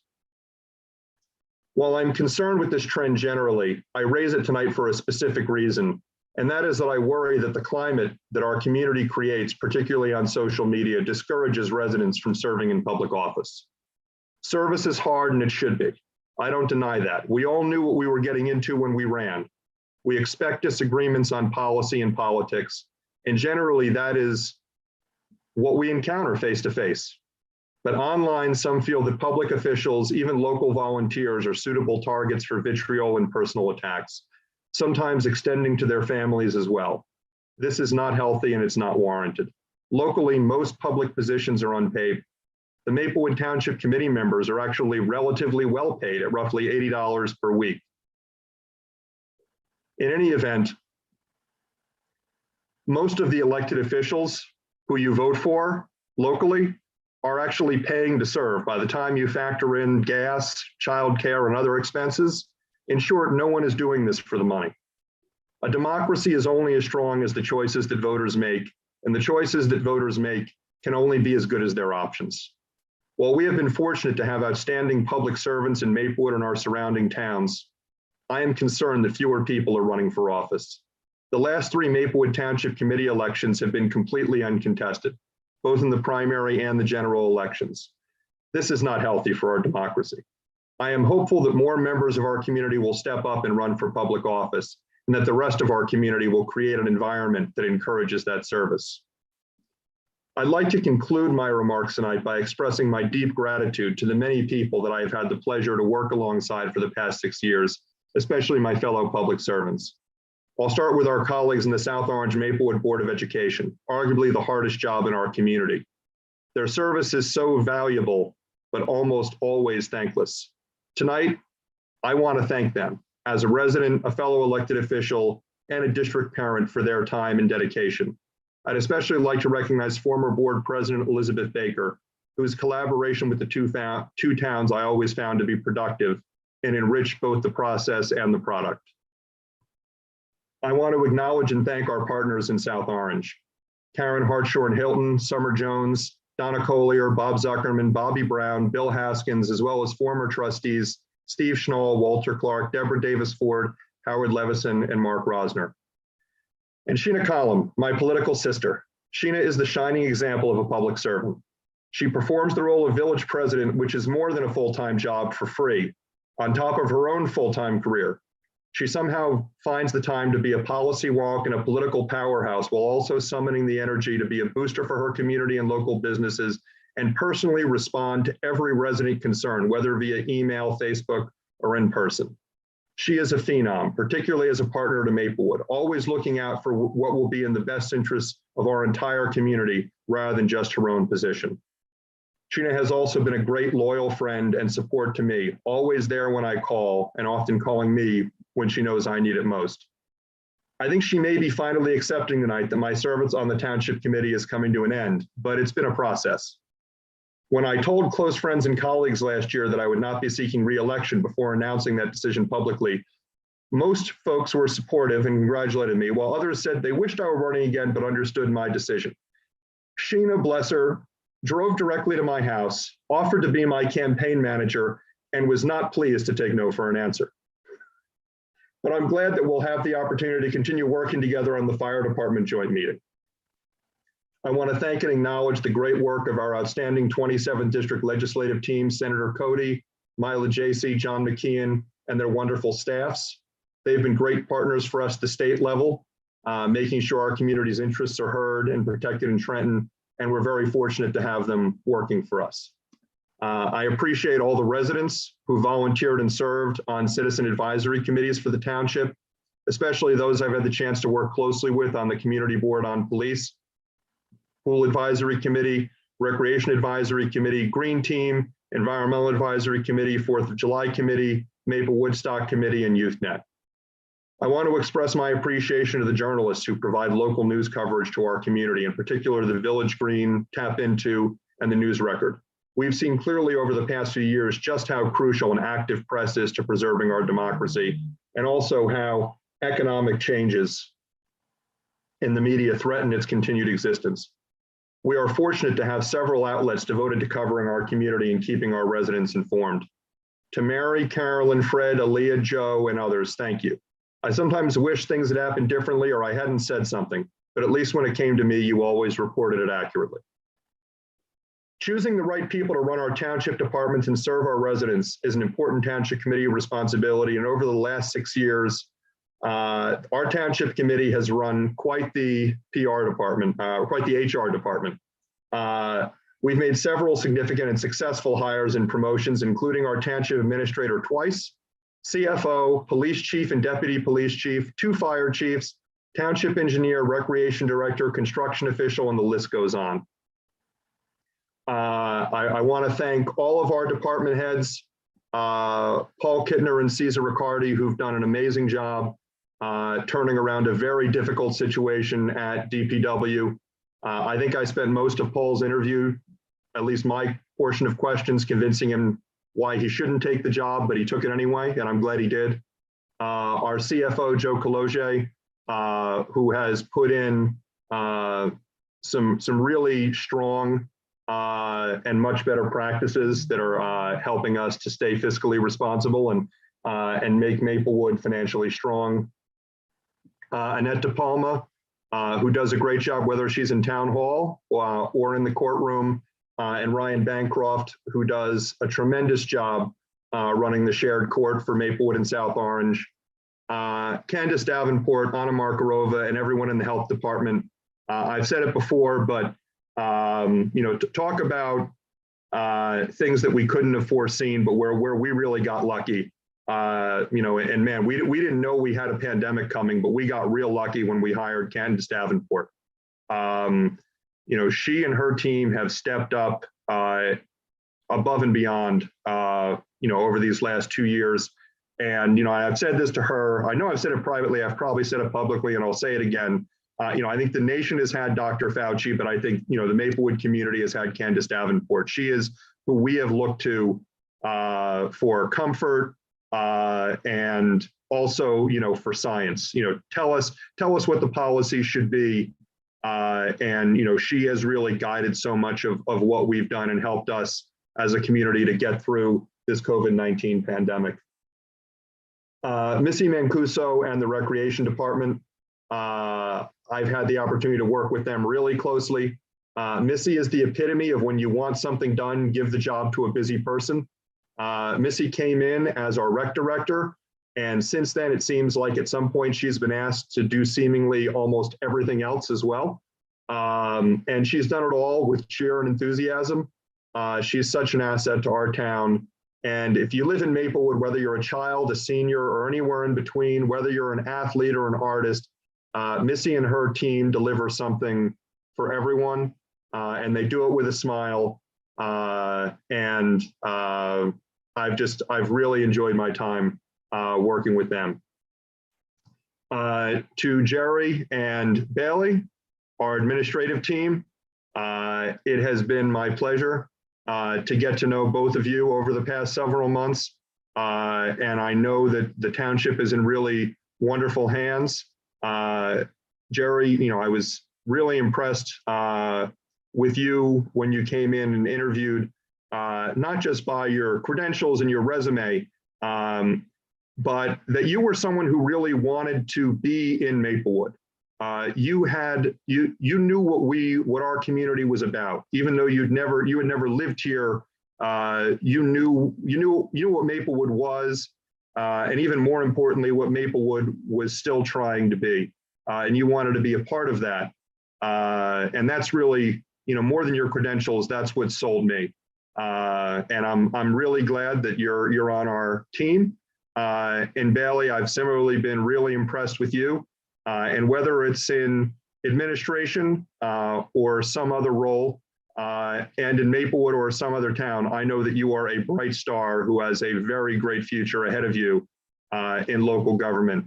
And Maplewood or any other community is going to be very lucky to have you leading it. Roger Desiderio, our wise counselor.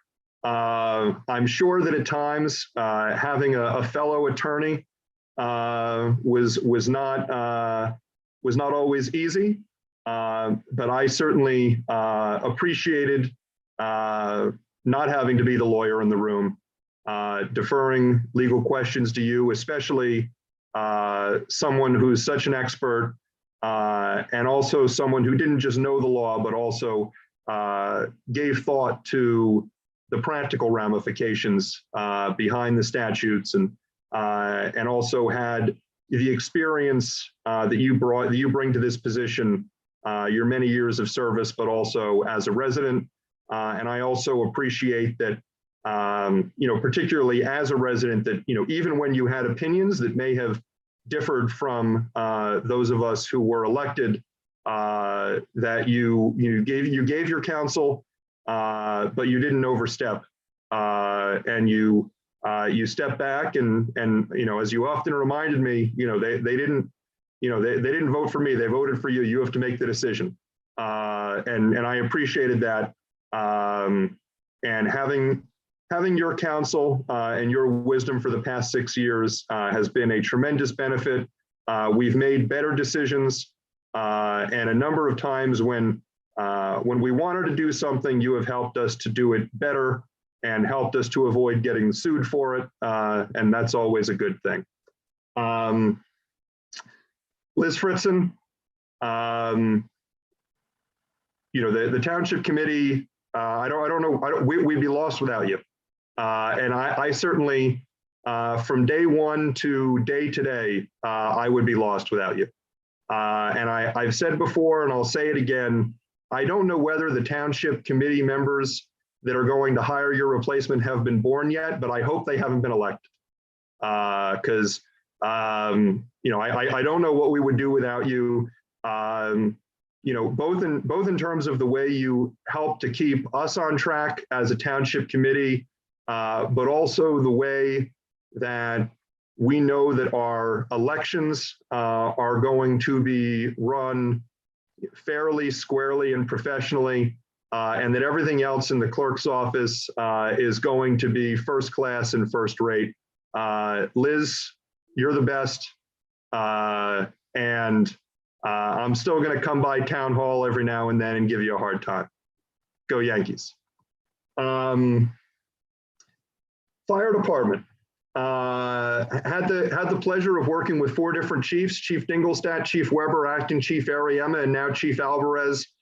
I've learned so much from all of them, and I look forward to putting that education to work and continuing to learn in my new role with the Regional Fire Department. The police department, Chief Duvall. I think people who don't know Chief Duvall and me very well probably think that the relationship must be awkward, because a few years ago, I was the only person on this committee who voted against making him the chief. But I have to say that our relationship is not awkward at all, because that night, we shook hands, and I said hello to his wife, and he said, no one's going to work harder than me to earn your trust and do a good job for this town. And I said to him, I believe you, and I promise you that no one is going to do more to give you the support you need and have your back, because we're in this together now. And I know that he has certainly kept his promises to me, and he has certainly earned my trust and my respect every day since. And not only every expectation, but every hope I could have had in a police chief, he has far surpassed. from, and I've certainly, I hope he thinks I've kept his promises to him, even when he has come up with some ideas that I was skeptical of. I have backed it, including the Power Wednesday idea of bringing in our whole force on Wednesday and leaving other days with less coverage. And I thought it was going to blow up the overtime, and he told me it wouldn't, and he was right. Our overtime has gone down. This chief was given, came into a very difficult situation after July 5th, and after we had to move on from the last chief, a department that wasn't trusted by the community, a department that had a lot of internal issues, and also a lot of demands from the public and the elected officials. And he has managed it all expertly and done a great job of reforming the department. And it's really been a partnership between the two of us on public safety for the past few years. And he has been an excellent partner. And I'm very proud of the job he's done, and very glad that my colleagues didn't vote with me a few years ago and made him the chief. The Township Committee is really like an extended family, especially because often it feels as though we see each other and spend more time together than with our actual families. And like real families, sometimes we disagree and bicker with one another, but at the end of the day, there's always respect for one another and deep personal care for each other. First, I want to thank my former colleagues, Ian Grodman, Marlon Brownlee, and India Larrier. I learned from each of you and tried to model my service on the examples you set. Now for my present colleagues, all of whom I've had the privilege to serve alongside for at least the last 4 years.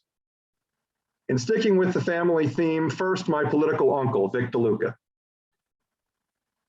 Vic has been a mentor to all of us on the Township Committee, showing us the ropes and helping us to navigate the transition to serving on the TC.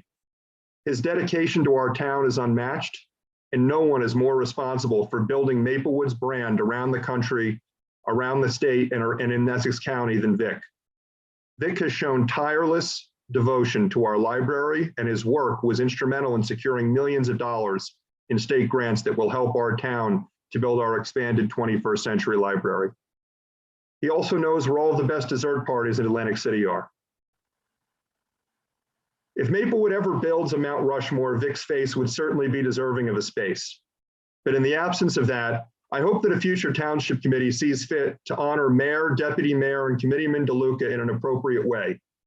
On a possibly related note, and to honor the many contributions Vic has made to his home Hilton community, I'll just mention that changing the name of the DeHart Community Center to the DeLuca Community Center would only require changing 4 letters.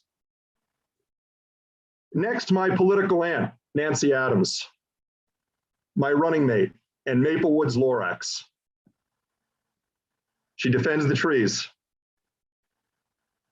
I have in particular admired your environmental leadership and the fact you've never let political considerations even compete with your conscience, much less have a chance to prevail over it.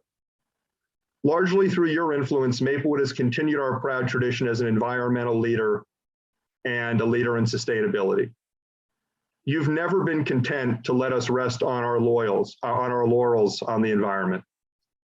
You've pushed us further and directed our landmark commercial leaf blower ban, plastic bag ban, and other key measures, many of which have served as precedents to other communities around the state and even around the country. You've also been a great voice of reason and experience, both on this committee publicly and in my ear privately, and I am extremely grateful for both. Dean Daffis, as you noted, our relationship hasn't always been easy. We've had a few disagreements that I think, to both of our regret, became public, but we're also both very much alike. We both tend to put all our cards on the table and speak from the heart, even if it sometimes gets us into trouble. What the public doesn't know, and perhaps maybe our colleagues don't either, is that a number of times we've worked together behind the scenes on matters where we aligned, knowing that if we were able to reach agreement, we could get consensus on the committee. You put everything you have into serving Maplewood and have truly put in the time and effort to understand all of the township's departments and operations. You have the passion, the skill, and the knowledge to lead this committee and this town. And I hope you know that after you're sworn in, I'll be supporting you as a resident, a former colleague, and a friend.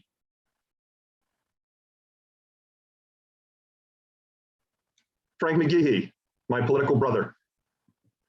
We have largely come on this township committee journey together, working on each other's campaigns and being allies on almost every issue since. But it's never been political between us. We've always known where we stood with each other. And even when we disagreed, we were always able to respect each other's views. And even more importantly, always able to grab a beer and cheer on the Irish after. I had every confidence that you would be an outstanding mayor, but I had no idea the unprecedented challenges that you would face within just your first few months.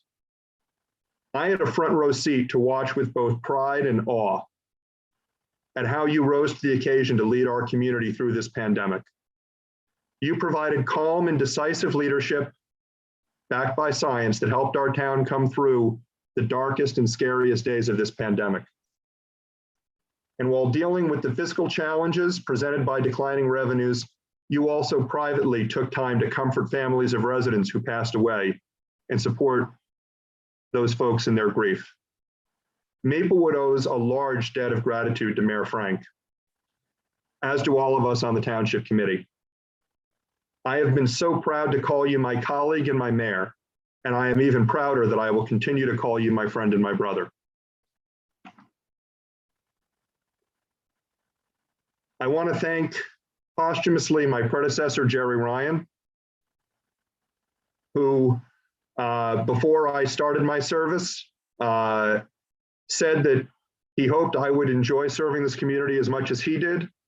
Jerry, wherever you are, I have, and I appreciate everything you did afterwards to offer advice and guidance to me. To my successor, Jermaine Kripe, I want to thank you in advance for all the work I know you're going to do. You know, this is a great group you're joining, and I know you're up to the task of helping to lead our community as we continue to try to become a more perfect town, and as we try to come out on the end of this pandemic. Most importantly, I want to thank my family. My parents for setting the example of stepping up and being part of the 10%. And finally, with my newfound free time, I'm looking forward to spending more energy supporting the two most important women in my life, my wife, Alex, and my daughter, Caroline, both of whom have gone above and beyond to support my service. Alex has made so many sacrifices to accommodate all of my meetings and other commitments over the past 6 years, and for many months before that in the campaign. In hindsight, it may have been a mistake to tell her, it's only 2 meetings a month. But perhaps it's better to still be begging forgiveness than to have asked for permission. In any event, the challenges presented by my political commitments haven't managed to prevent her from growing her reputation as a rock star professor at Columbia Law School, a sought-after mediator and public speaker, or becoming a best-selling author. In fact, the paperback edition of her book, Ask for More, will be coming out on January 4th. Look for it wherever books are sold. But more important, Alex is my confidant and my sounding board, and I could not ask for a better partner or a mom and role model for our daughter. And finally, Caroline, who has gone from a pre-kindergartner on my first campaign to a championship swimmer 5th grader now. She loved being involved in my campaigns and also coming to township events. In particular, before the pandemic, she enjoyed coming to our Talk to the Township Committee events and meeting residents, often answering their questions and listening to their concerns at least as well as I did. As she moves on to middle school next year, I'm looking forward to spending more time with her, whether it's around town, on the deck at swim meets, or finally trying to complete our tour of all the Disney parks around the world. So thank you, Maplewood, and good night, Cece. Thank you, Mr. Mayor.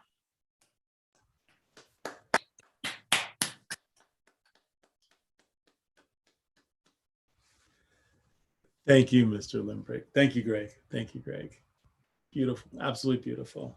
And I hope everyone who's listening at home and or watching on YouTube really took in those beautiful words and that narrative of the great work and effort and energy that Mr. Limbrick brought to our community. So thank you, Mr. Limbrick. We're going to move on to our discussion items, but before, I have one discussion item that's not technically on the agenda, but I wanted to bring this up. I've spoken with all of you in terms of my colleagues. I've conversed with Ms. Davenport, our health officer and team, also our SID managers, and this is in regards to moving forward with a indoor face mask mandate. As we all know, the numbers here in Maplewood, as well as in South Orange and Essex County and throughout the country, are exploding, and the science is telling us that, you know, people not wearing masks in indoor areas is really, you know, something needs to be mitigated to help prevent the continuing increase of COVID, and especially this variant. So what I'd like to do, if my colleagues are in agreement, is to enact a mandate requiring the use of a face mask in all indoor public settings, except when eating, and of course, excluding the age of under 2. I did speak with President Collum today, and I know that she, if she hasn't already, has already implemented this exact same mandate effective immediately. I'll open up the floor for any discussion. And if not, I would love to move forward with a resolution, which Mr. Desiderio will finalize shortly afterwards. I totally agree, Mayor, and I'll move that or second it if you just moved it. And I think it's important, as someone who just is double vaxxed and got my booster and then contracted the new variant, even being careful. It's just really contagious. So it's ruined my Christmas, and I'd like everybody to be more careful. And I think, as I said to you on the phone, we can't do anything about people who won't comply except to mandate good behavior. If you're not going to do the right thing, then we have to mandate doing the right thing. And I think we need to mandate it here. Thank you, Ms. Adams. 100%. I couldn't agree more. And thank you for your leadership, Mayor, and the leadership of President Collum in doing the right thing right here, right now. My question is, do we do this by resolution or by Mayor's executive order? Well, you know what? I think in light of the earlier action, I think all we need is a motion. And then I think Mr. Jimes can put something together on paper so that we have the policy established. You agree, Mr. Jimes?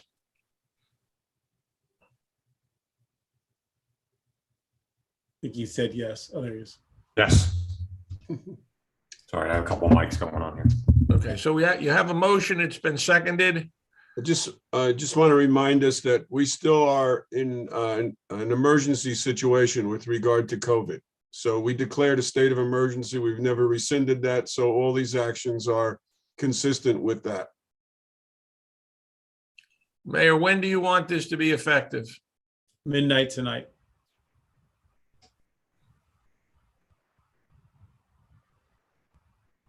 You want the roll call, Mayor? Let's vote. Yes. Ms. Fritzen, please call the roll. Ms. Adams, Yes. Mr. Daffis, Yes. Mr. DeLuca, Yes. Lembrick, Yes. Mayor McGehee. Yes. Thank you, Ms. Fritzen. So, Mr. Desiderio, then I will we'll work with you and Mr. Jimes in terms of the proper resolution to have this effective midnight tonight. Yes, the policy will be put on paper, yes, and circulated. Thank you. And thank you to my colleagues as well on this initiative. With that, I will yield the floor for our second discussion item, which is the demographic study of Maplewood's boards and committees. Mr. DeLuca, you have the floor. Thank you, Mayor. I'm going to share the screen. So, let me just put this up. There we go. Okay, so each year we survey the members of our boards and committees. We've been doing this now for 4 years, starting in 2018. The last 3 years, we've averaged about 95 respondents. It's not all of them, but we send it out through SurveyMonkey, and it's voluntary. So you're going to see the results for 2021. This is the breakdown of our boards and committees by race. And I'm just going to keep going. And then there's trends here. This is over the 4 years. So you can see the white representation has declined from 74 to 65, and the African-American Black has increased by 10% here. And these are some desires, the goals that we have set forth, is to increase our diversity, to better reflect the population. And so we're still a bit underrepresented in Hispanic, Latino, and Asian population. And then male and female. And then you can see over the 4 years, we've virtually flipped the ratios. Age, it's interesting.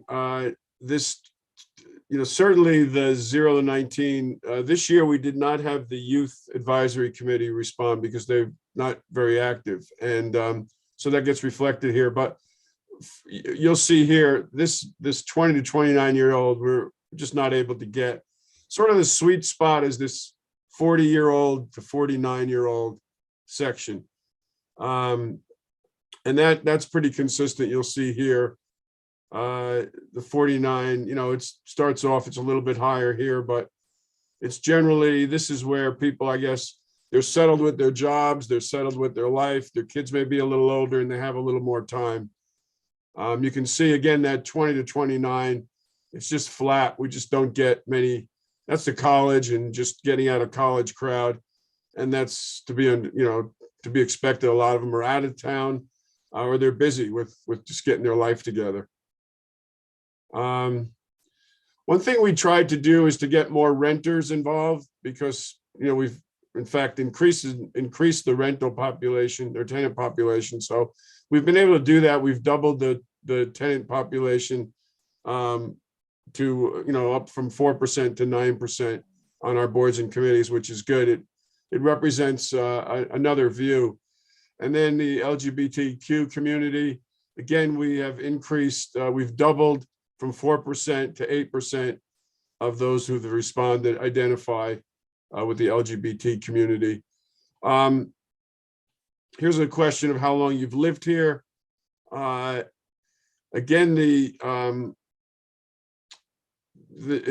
we've got a lot of people who have been here a long time, 30 years or more, but we've also have a nice diverse, this is a nice crowd. If you look at 2021, except for the sort of the 7 to 10 years, which kind of corresponds to the 40-year-old thing. People buying their house, they're here for a little while, they're kind of settled. And then it's kind of, this section here is kind of nice, it's sort of balanced. And then again, we have some folks who have been here for a long time. And that's good because you want to have, some folks that have some institutional memory here, in addition to have some new folks coming on. And then we've asked again, in the last 3 years, we asked this, how long you've served on your boards and committees. And you can see that 65 or 70% of the people have served less than 7 years. For almost, 56% of the people are 4 years. And so that's good. So we are bringing some new people on. We've gotten better in that regard. And so we have to keep doing that. And this is something we asked this year, which is a new thing, first term and once. So you can see that 60% of people who responded, they're either in their first term or they're essentially in their second term. Now this is something I think we have to work on. Full 40% don't know about the Township Code of Ethics. So we probably ought to, as a standard practice, share the township code with everyone when they, at the beginning of every year, just so everyone gets it. We can do that by email. Mr. DeLuca, it'd probably be a good idea to have them sign it and keep a copy in the file. Yep. And then, people are pretty active, 66% in the last 30 days. 90% in the last quarter. Only 3% said not this year. We don't have any way of knowing who it is. And then most of the folks think that we're active. 89% think we're active, and 92% think that their committee is making progress towards its mission. So this is a very successful number. It shows that people feel that it's worth being involved, and their contribution is making a difference. So I'm going to stop the share now. I just wanted to present that. We do this again every year. It helps us. You all have a copy of it. And, I think as we think about appointments, we ought to continue to reflect upon this. And this is a model, actually.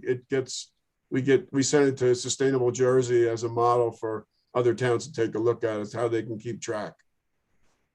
Thank you, Mr. DeLuca, for putting this together this year. I thought it was a very telling survey. And, and also I think, as Mr. Lindbergh said, actually, I think, this governing body, which has been together for the last 4 years, and our work on behalf of the community, being in a community, we are also ambassadors for all these committees and clubs. They see us, and I think they want to get involved. And I just want to take my hat off to my 4 colleagues for your efforts in the last 4 years, and being liaisons and just being around about as really ambassadors and recruiters, to get people involved.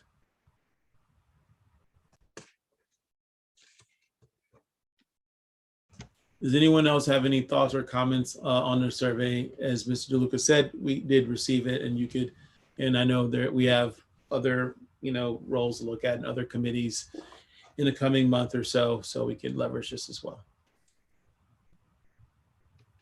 Okay. Thank you, Mr. DeLuca. Let's move on to our third discussion item, which is regards to next steps on our cannabis licensing. Places we can eat outside, we can still be done with it. All right. Not sure where that came from. Yeah, it's really weird. I was like, wow. Mr. Dappis and Mr. DeLuca. Mr. DeLuca, is it okay if I present? Go ahead. Yeah, and then you could supplement as necessary. So essentially, what we're aiming to do now that we have our ordinance adopted, the next process, of course, the next step in the process is to have an application form and to publicize that so that interested persons and parties can know exactly what the application process is going to be, what documents they need to attach to it, and what the review process is going to be. Although our ordinance speaks to review criteria, and we talked about this last time when we were first introducing our cannabis ordinance about, extra points for social equity businesses, micro businesses, and so on and so forth. What the Cannabis Review Committee has yet to establish is the application form itself, the required supporting documentation, and the review process. Where we are right now is we hope to present to you probably at the meeting on the 4th, a draft application form for your consideration. Hopefully, we'll be able to adopt that by the second meeting in January. And start reviewing, we'll be accepting applications on a rolling basis, but start reviewing them beginning March 1st. The way it's going to work is that the Cannabis Review Committee will do the review. Mr. DeLuca and myself will recuse ourselves from that decision-making process. The Cannabis Review Committee will present its recommendations to the full Township Committee, and the Township Committee has the final decision on approving licenses to adult use cannabis businesses in our town. In other words, we're sort of going to mirror what we do with liquor licensing. The full Township Committee decides in public session after receiving a recommendation from a subcommittee, in this case, the Cannabis Review Committee. The Township Committee also will reserve the right to interview any interested party as necessary, although that may not be required. The other part of this that we also have to present to everyone and adopt is our community benefit agreement, the so-called CBAs. The CBAs are really important in the current state regulations, and regulators will be looking at host municipalities to ensure that A, there are community benefit agreements, and B, that those community benefit agreements are specific, that there are measurable requirements in terms of community benefit, and that those are enforceable.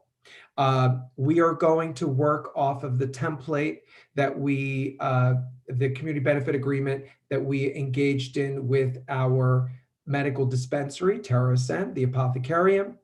And some of the things that we're thinking about building into that, which already includes working with the library, hiring local, the donation to the Municipal Alliance, building into that some other things like educational forums to the community about substance abuse, domestic violence, how to expunge a prior conviction, cannabis conviction, how to get your medical cannabis card, how to seek local physician care, and so on and so forth.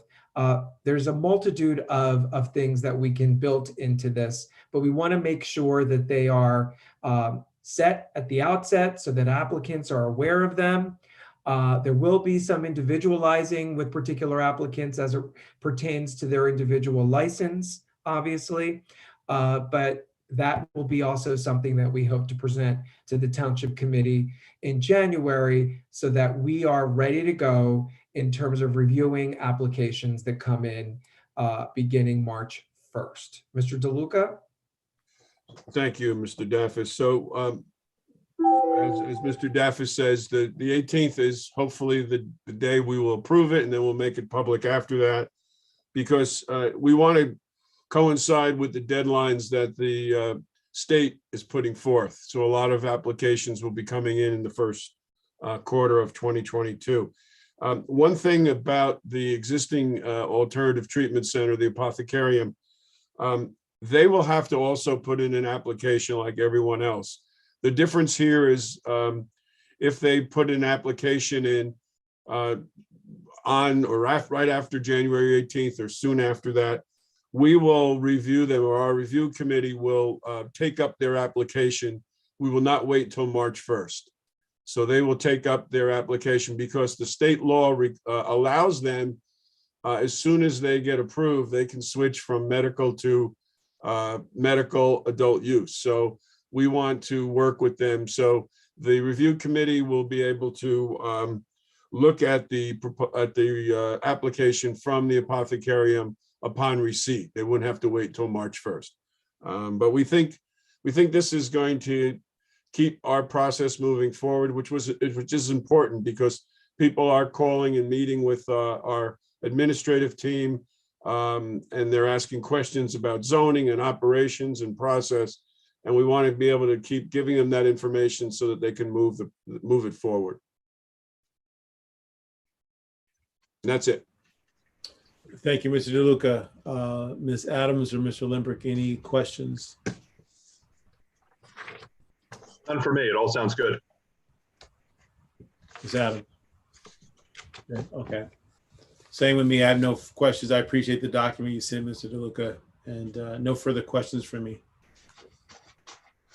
All right. Well, thank you both. Let's go ahead and move forward in our discussion items number 4. Which is in support of S3030/A4848 Reproductive Freedom Act. Mr. Daffis. Thank you, Mayor. And if I may, I'll just take both discussion items. These are both, I'm seeking support for 2 resolutions, one in support of the New Jersey's pending Reproductive Freedom Act, and a pending act that would decriminalize HIV. With respect to the Reproductive Freedom Act, essentially what this state legislation would do is it would codify reproductive freedom, especially in light of what's happening at the Supreme Court and all the alarm bells that are going off. This has always been a good idea. It sort of had lukewarm traction before, but we certainly want to ensure, let our legislators know that we fully support this. I don't think there's a need to discuss this or count the votes. I believe that who we are, we've supported reproductive freedom before and women's health care choice. And I think we should support this bill. 3030, its assembly companion bill is 4848, and send the message to our legislators. The second bill is Senate Bill 3707, companion Assembly Bill 5673, which would literally decriminalize HIV status. Currently, it's still a crime. Certainly if you transmit it to someone else. And that is completely antiquated and continues adding to the stigma and the bias and the prejudice against those who have HIV. With current treatments, we don't have a vaccine yet, but I think in light of the advances through COVID, we might see a vaccine coming soon. But the medical therapies that are available to HIV patients literally make them undetectable in HIV in their bodies. So practically, it's very difficult to transmit it. And but that can happen. What this bill would do is make it a disorderly offense from the current criminal offense that it is. So with that, I ask for the Township Committee's support for both of these legislations to move forward and to let our legislators know that we fully support them. I second. If that's a motion, I'll second it. Yeah, I can't believe we're still talking 50 years later. I can't even begin to tell you. So it's pathetic, but it's also really important that the state protects the women in the state, all the people in the state, for their own personal choices with regard to their bodies and their lives and what that looks like. So abortion rights and to try to make sure we don't become Texas or other places where they're essentially making abortion illegal. So I fully support that. The HIV, I didn't even realize that till I saw it on for discussion that was still a crime. It's just, it's almost like it just needs to be like, oops, like somebody forgot to erase it or something. Like, but I fully support both these. Same. Perfect. Thank you. Do we need to call the roll? Or no, we're Yes. Mr. Jerry, you're muted. Can I suggest we vote on them separately, just so it's clear in the book? good? Agreed. I will move that we support S30/A4848 Reproductive Freedom Act. Second. Any discussion? Further discussion? Hearing none, Ms. Fritzen, please call the roll. Mr. Adams, Yes, of course. Mr. Daffis, Absolutely, yes. Mr. DeLuca, Yes. Mr. Lundberg, Yes. Mayor McGehee. Yes, thank you, Ms. Fritzen. I will move then that we support S3707/A5673, the HIV Discrimination Act. Criminalization Act. Thank you, Mayor. I second. Any discussion? Ms. Fritzen, please call the roll. Mr. Adams, Yes. Mr. Daffis, Yes. Mr. DeLuca, Yes. Lindberg, Yes. Mayor McGee. Yes, thank you, Ms. Fritzen.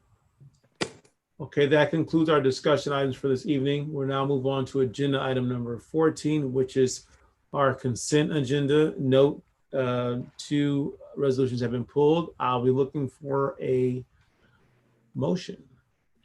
Mr. Mayor, I'd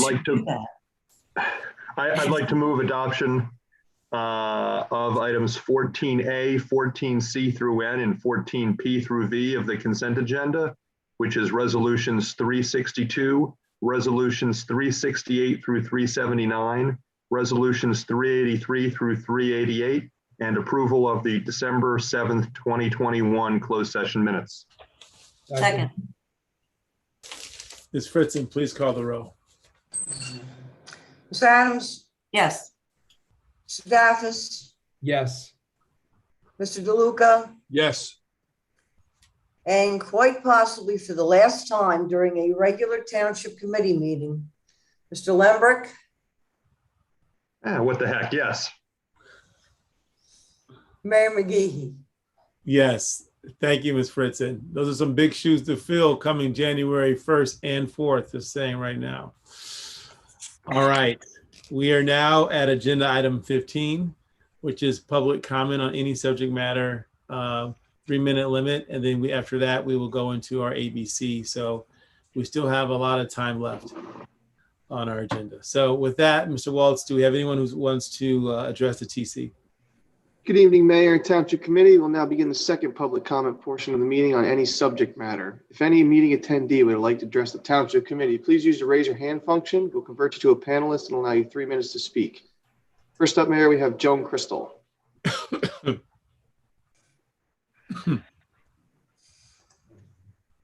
I'd like to thank the Township Committee for taking such a strong position on both indoor mask requirement and on the requirement for vaccination for in-person events sponsored by the township.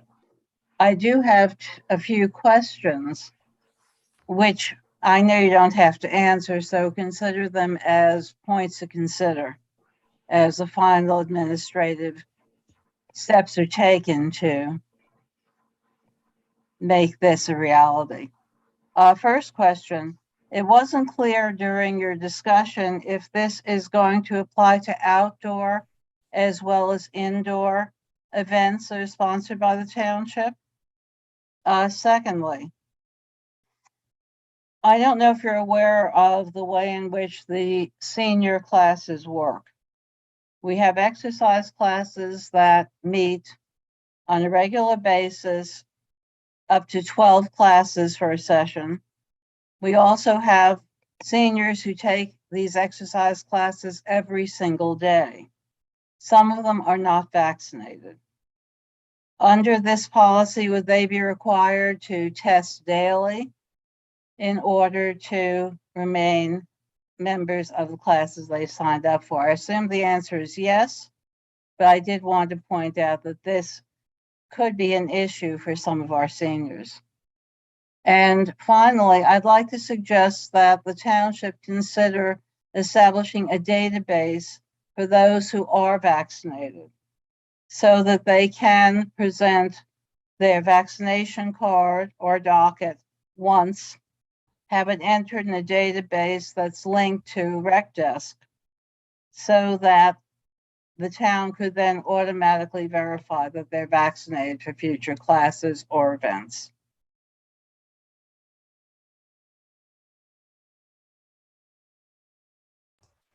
Thank you, Ms. Christo. Your 2 points have been duly noted and will be definitely taken into consideration. And Mr. Dimes and Mr. Desiderio, you don't have to answer them now, but let's unless you want to, regarding the first statement, outdoor events sponsored by the township as well as indoor events.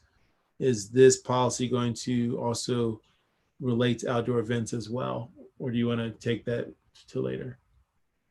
The recommendation of the health officer was for indoor events. Duly noted.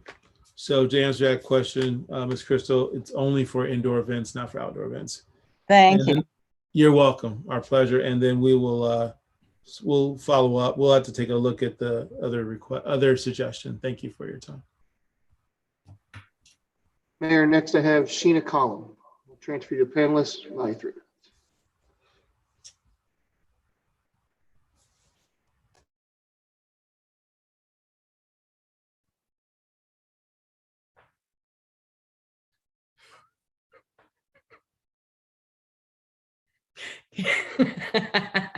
Great picture, great picture. So, I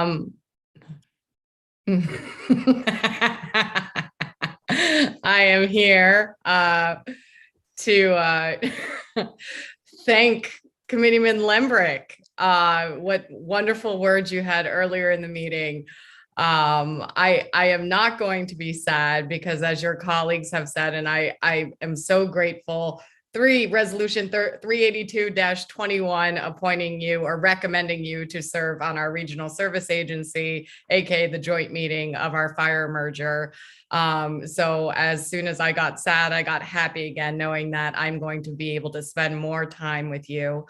So many things that I would share were already shared by your colleagues, but especially on the public safety front.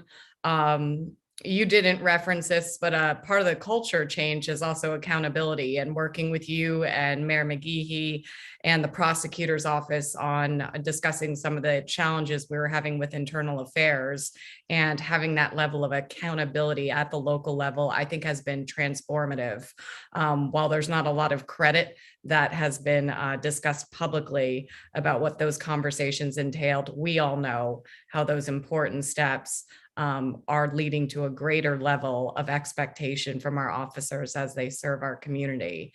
On the fire merger aspect, what I love about what you bring to the table is your objectivity. It is very seldom you will find an entire neighboring governing body who will be augmenting your resolution with a supplemental one, requesting and recommending that the new joint meeting select you as the third member.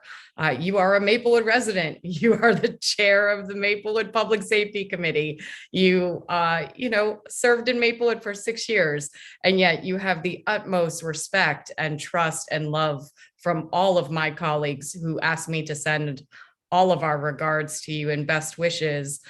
They are so excited that we still have this ability to work with you on this special initiative, because you have truly earned everybody's respect. On a personal level, you make people laugh so hard that sometimes their faces like freeze. It's like driving in a convertible with the windows down and like the top off. You will bring so much joy and happiness to people with your little quippy little comebacks. And sometimes they're so insulting, but then they're so funny also. You are so good at coming up, taking a deep issue where we are arguing or having a great debate and throwing one of your one-liners into the mix that just brings joy to everyone. And it's like, that is our Greg Lembrick. You have always been so true to yourself. You're a very strong public servant. I think you noted a little bit earlier, people said, we understand, Greg, you've got other things, you have your family, all this stuff. I was absolutely devastated. I mean, there's no way around it. It's like, please, Greg, I had my bullhorn in front of your house, right? That's something special over 6 years that you build with someone, is that it's a lot more than a political relationship. It is a true friendship. I care so deeply about you. I look forward to working with you. And I do agree with another thing that you said under Mayor McGee's leadership, yourself, Committeeman DeLuca, Deputy Mayor Daffis, and Committeewoman Adams, is that we have really built such a wonderful and solid relationship between the two towns over the past few years. And that's a testament to all of you. In fact, we just put our mask mandate into effect. I saw some responses on social media. What's Maplewood going to do? Folks, I talked to Frank like he was my first call this morning. So we are always partnering on everything. I see my community as your community and your community as my community. And I look forward to continuing that. So Greg, you're amazing, man. You're amazing. Sparkles, fireworks, everything. That is you to these two towns. I wish you the best, and I'll see you on the flip side with the fire merger. Thank you, Madam President. All right, good night, everyone. Thank you for letting me join. Good night, Madam President. Thank you. Cha-cha. Cha-cha. Awesome. Mr. Waltz, do we have anyone else who would like to address the Township Committee? I have no one else, Mayor. Awesome. Mr. Lundberg, I think the brevity of your comments kind of made people not stick around to give. I saw a bunch of people listed there that were going to talk, I'm sure. So telepathically. You're very welcome. Exactly. Thank you, Mr. Lundberg. Thank you for your service yet again. Thank you. One final act. Oh man. And with that, as we close our public comment, I will now entertain a motion to adjourn. I move Actually, we Mayor, adjourn. you're not adjourned. You're not adjourning. We're going to ABC, right? You're going to ABC, and then I think you are going back into closed. Correct. Yes. I move we go into ABC. I get a second. And then close. No, we have to do that after. That'll be separate. Just Is stay there a on this second? screen. Stay on this meeting. Stay here. Yes. Okay, yeah. All right. Well, with that, all in favor of moving Aye. to ABC? All right. Awesome. With that, I yield the floor to Mr. Desiderio. Actually, Ms. Fritzen. I'm Ms. just getting my Fritzen, you paperwork. left. No, I had to just get my paperwork. I was teasing. We All have right, to Ms. move Fritzen, you over have the people. floor. We have to move over the applicants. Oh, Yeah, that, correct. Maybe all the applicants can raise their hands, all of them associated with their applicant. Oh,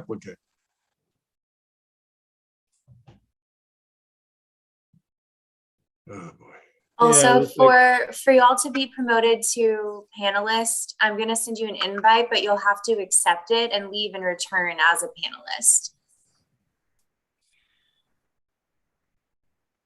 Of the 7 remaining, I think it's probably 5 of the 7.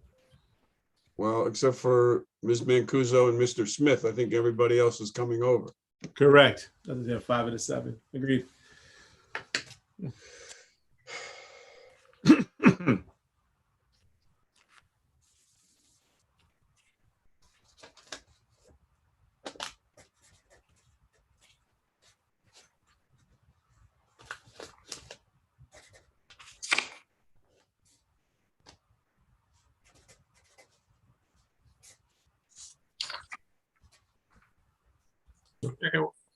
Do we have everybody?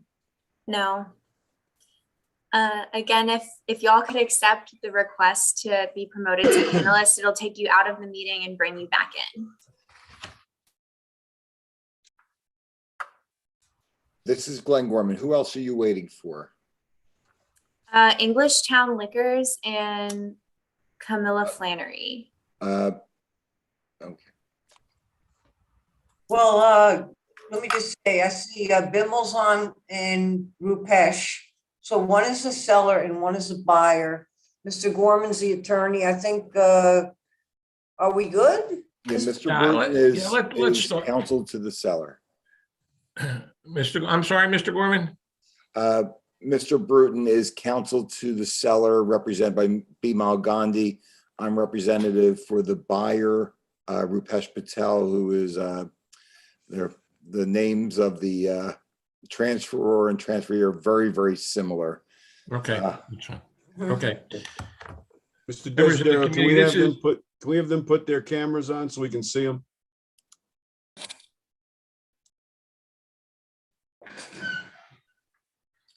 Mr. Gorman, did you hear Mr. DeLuca? Yeah, I removed my, let's see. I will tell you, there we go. Start my video. I am not much of a Zoom guy, to be honest. Well, you're doing fine. Can we have everybody else put their cameras on? Please. Mr. Burton, we got you. Mr. Gandhi, we have you.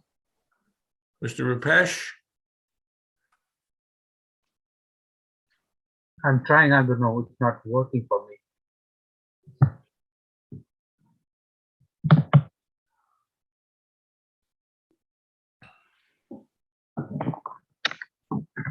Okay.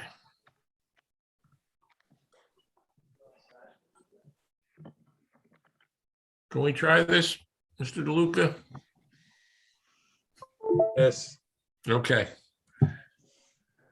This comes before you with regard to a license 071144008010, which is both a person-to-person and a place-to-place transfer, which is actually not moving its location. Mr. Gorman, would you explain the place-to-place situation, please?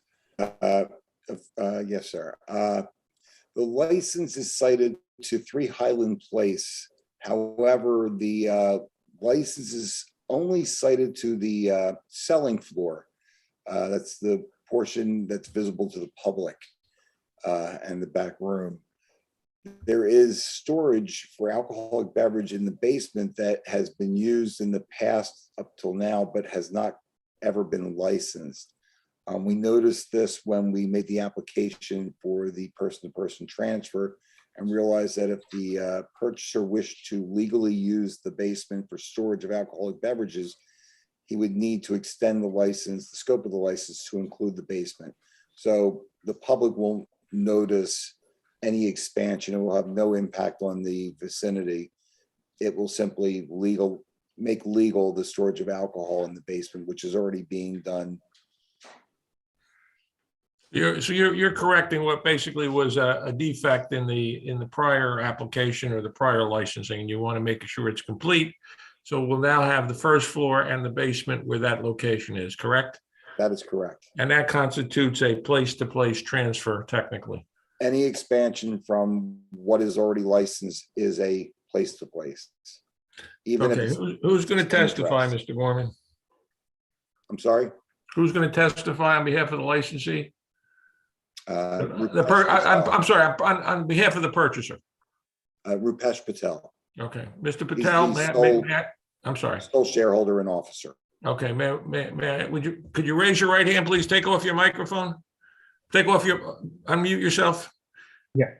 Do you swear to tell the truth, the whole truth, and nothing but the truth, so help you God? Yes? Yes. Okay. Mr. Gorman, if you would, just give us the basics and ask Mr. Patel any questions that we have regarding this, please. I'm sorry, Mr. Desiree, I apologize. What did you say? I'm saying, can you just take him through the application? Okay, he's buying this to do what? To run the liquor store there? That is correct. Okay. And do you have any, unmute yourself again, please, Mr. Patel. Yes. You have experience in running liquor stores? Yes. Okay, where else do you own a liquor store? If you do. No, I don't want, but I worked in the liquor store before. You were, okay. And where did the funds come from for this purchase? It's some personal, and I borrowed from a bank. Okay. And if I'm correct, Mr. Gorman, there's actually, you can't lien a liquor license, correct? There is no such thing as a direct lien of a liquor license. However, the license can be indirectly liened by taking a pledge of the corporate stock of the entity acquiring the license. Republic Bank is issuing an SBA loan to the transferee in the amount of $750,000. And the bank is taking back a pledge of the corporate stock of that entity. And that, in effect, liens the license in the only legal fashion available. Okay, and that's reflected in your license application, is it not? On page 9, sir. Okay. You've published twice in the newspapers as reflected. Ms. Fritzen, is that correct? Yes, that's correct. On October 23rd, 2021 and October 30th, 2021. Have you received any complaints or any objections to the transfer? No, sir. Okay. Members of the committee, any questions for Mr. Patel? No questions for me. Mr. DeLuca? Mr. Patel, will you be managing the property on a daily basis? Yes, So you will be there, you will be running the business? I'll be there. Yes. Okay. And are you familiar that business is within a special improvement district, which has limitations on signage and window coverage? Yes, I'm aware. And you'll follow all those and work with the Maplewood Village Alliance. Yes, I will do. Yes. Anyone else? Yeah, Mr. Patel and Mr. Gorman, we also have some specific restrictions with regard to distribution licenses that are reflective in this resolution. So I'd ask Ms. Fritzen to read the resolution, then I'm going to ask you if you agree to comply with all of these. Be resolved that application having been made to the local ABC, Maplewood Township Committee of the Township of Maplewood for person-to-person and place-to-place, expanding the scope of the license to include the basement of the building, transfer, plenary retail, distribution, license number 071144-008-010, hereto issued to Maplewood Wine and Liquors, Inc., 3 Highland Place, Maplewood, New Jersey, to Maplewood Liquor and Wine Corporation, 3 Highland Place, Maplewood, New Jersey.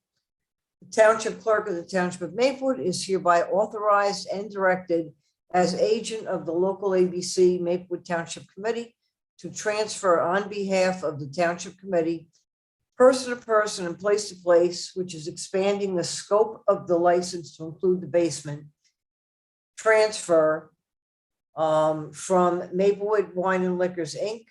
to Maplewood Liquor and Wine Corporation. The following shall be adhered to. Licensee will voluntarily post sign notice at their cash registers, which will advise customers that consumption of alcoholic beverages on the streets of Maplewood is forbidden by Township Ordinance. Township Clerk will provide the sign and notices to be posted. Mr. Desiderio, you want to just take the one by? No, why don't you go through them all? Mr. Patel is paying attention, I could see. Licensee shall not offer straws or extra paper bags to their customers. Licensee will not offer free cups to customers. Licensee will not ice down 50 mLs, 100 ml, or 200 ml bottles of liquor or individual cans of beer. Licensee agrees to maintain the areas in and about their store and keep it free from debris. No liquor may be sold in a single quart-sized container. No beer may be sold in a single quart-sized container. Maplewood will continue to enforce the ordinance involved and work with the licensee regarding any complaints they have.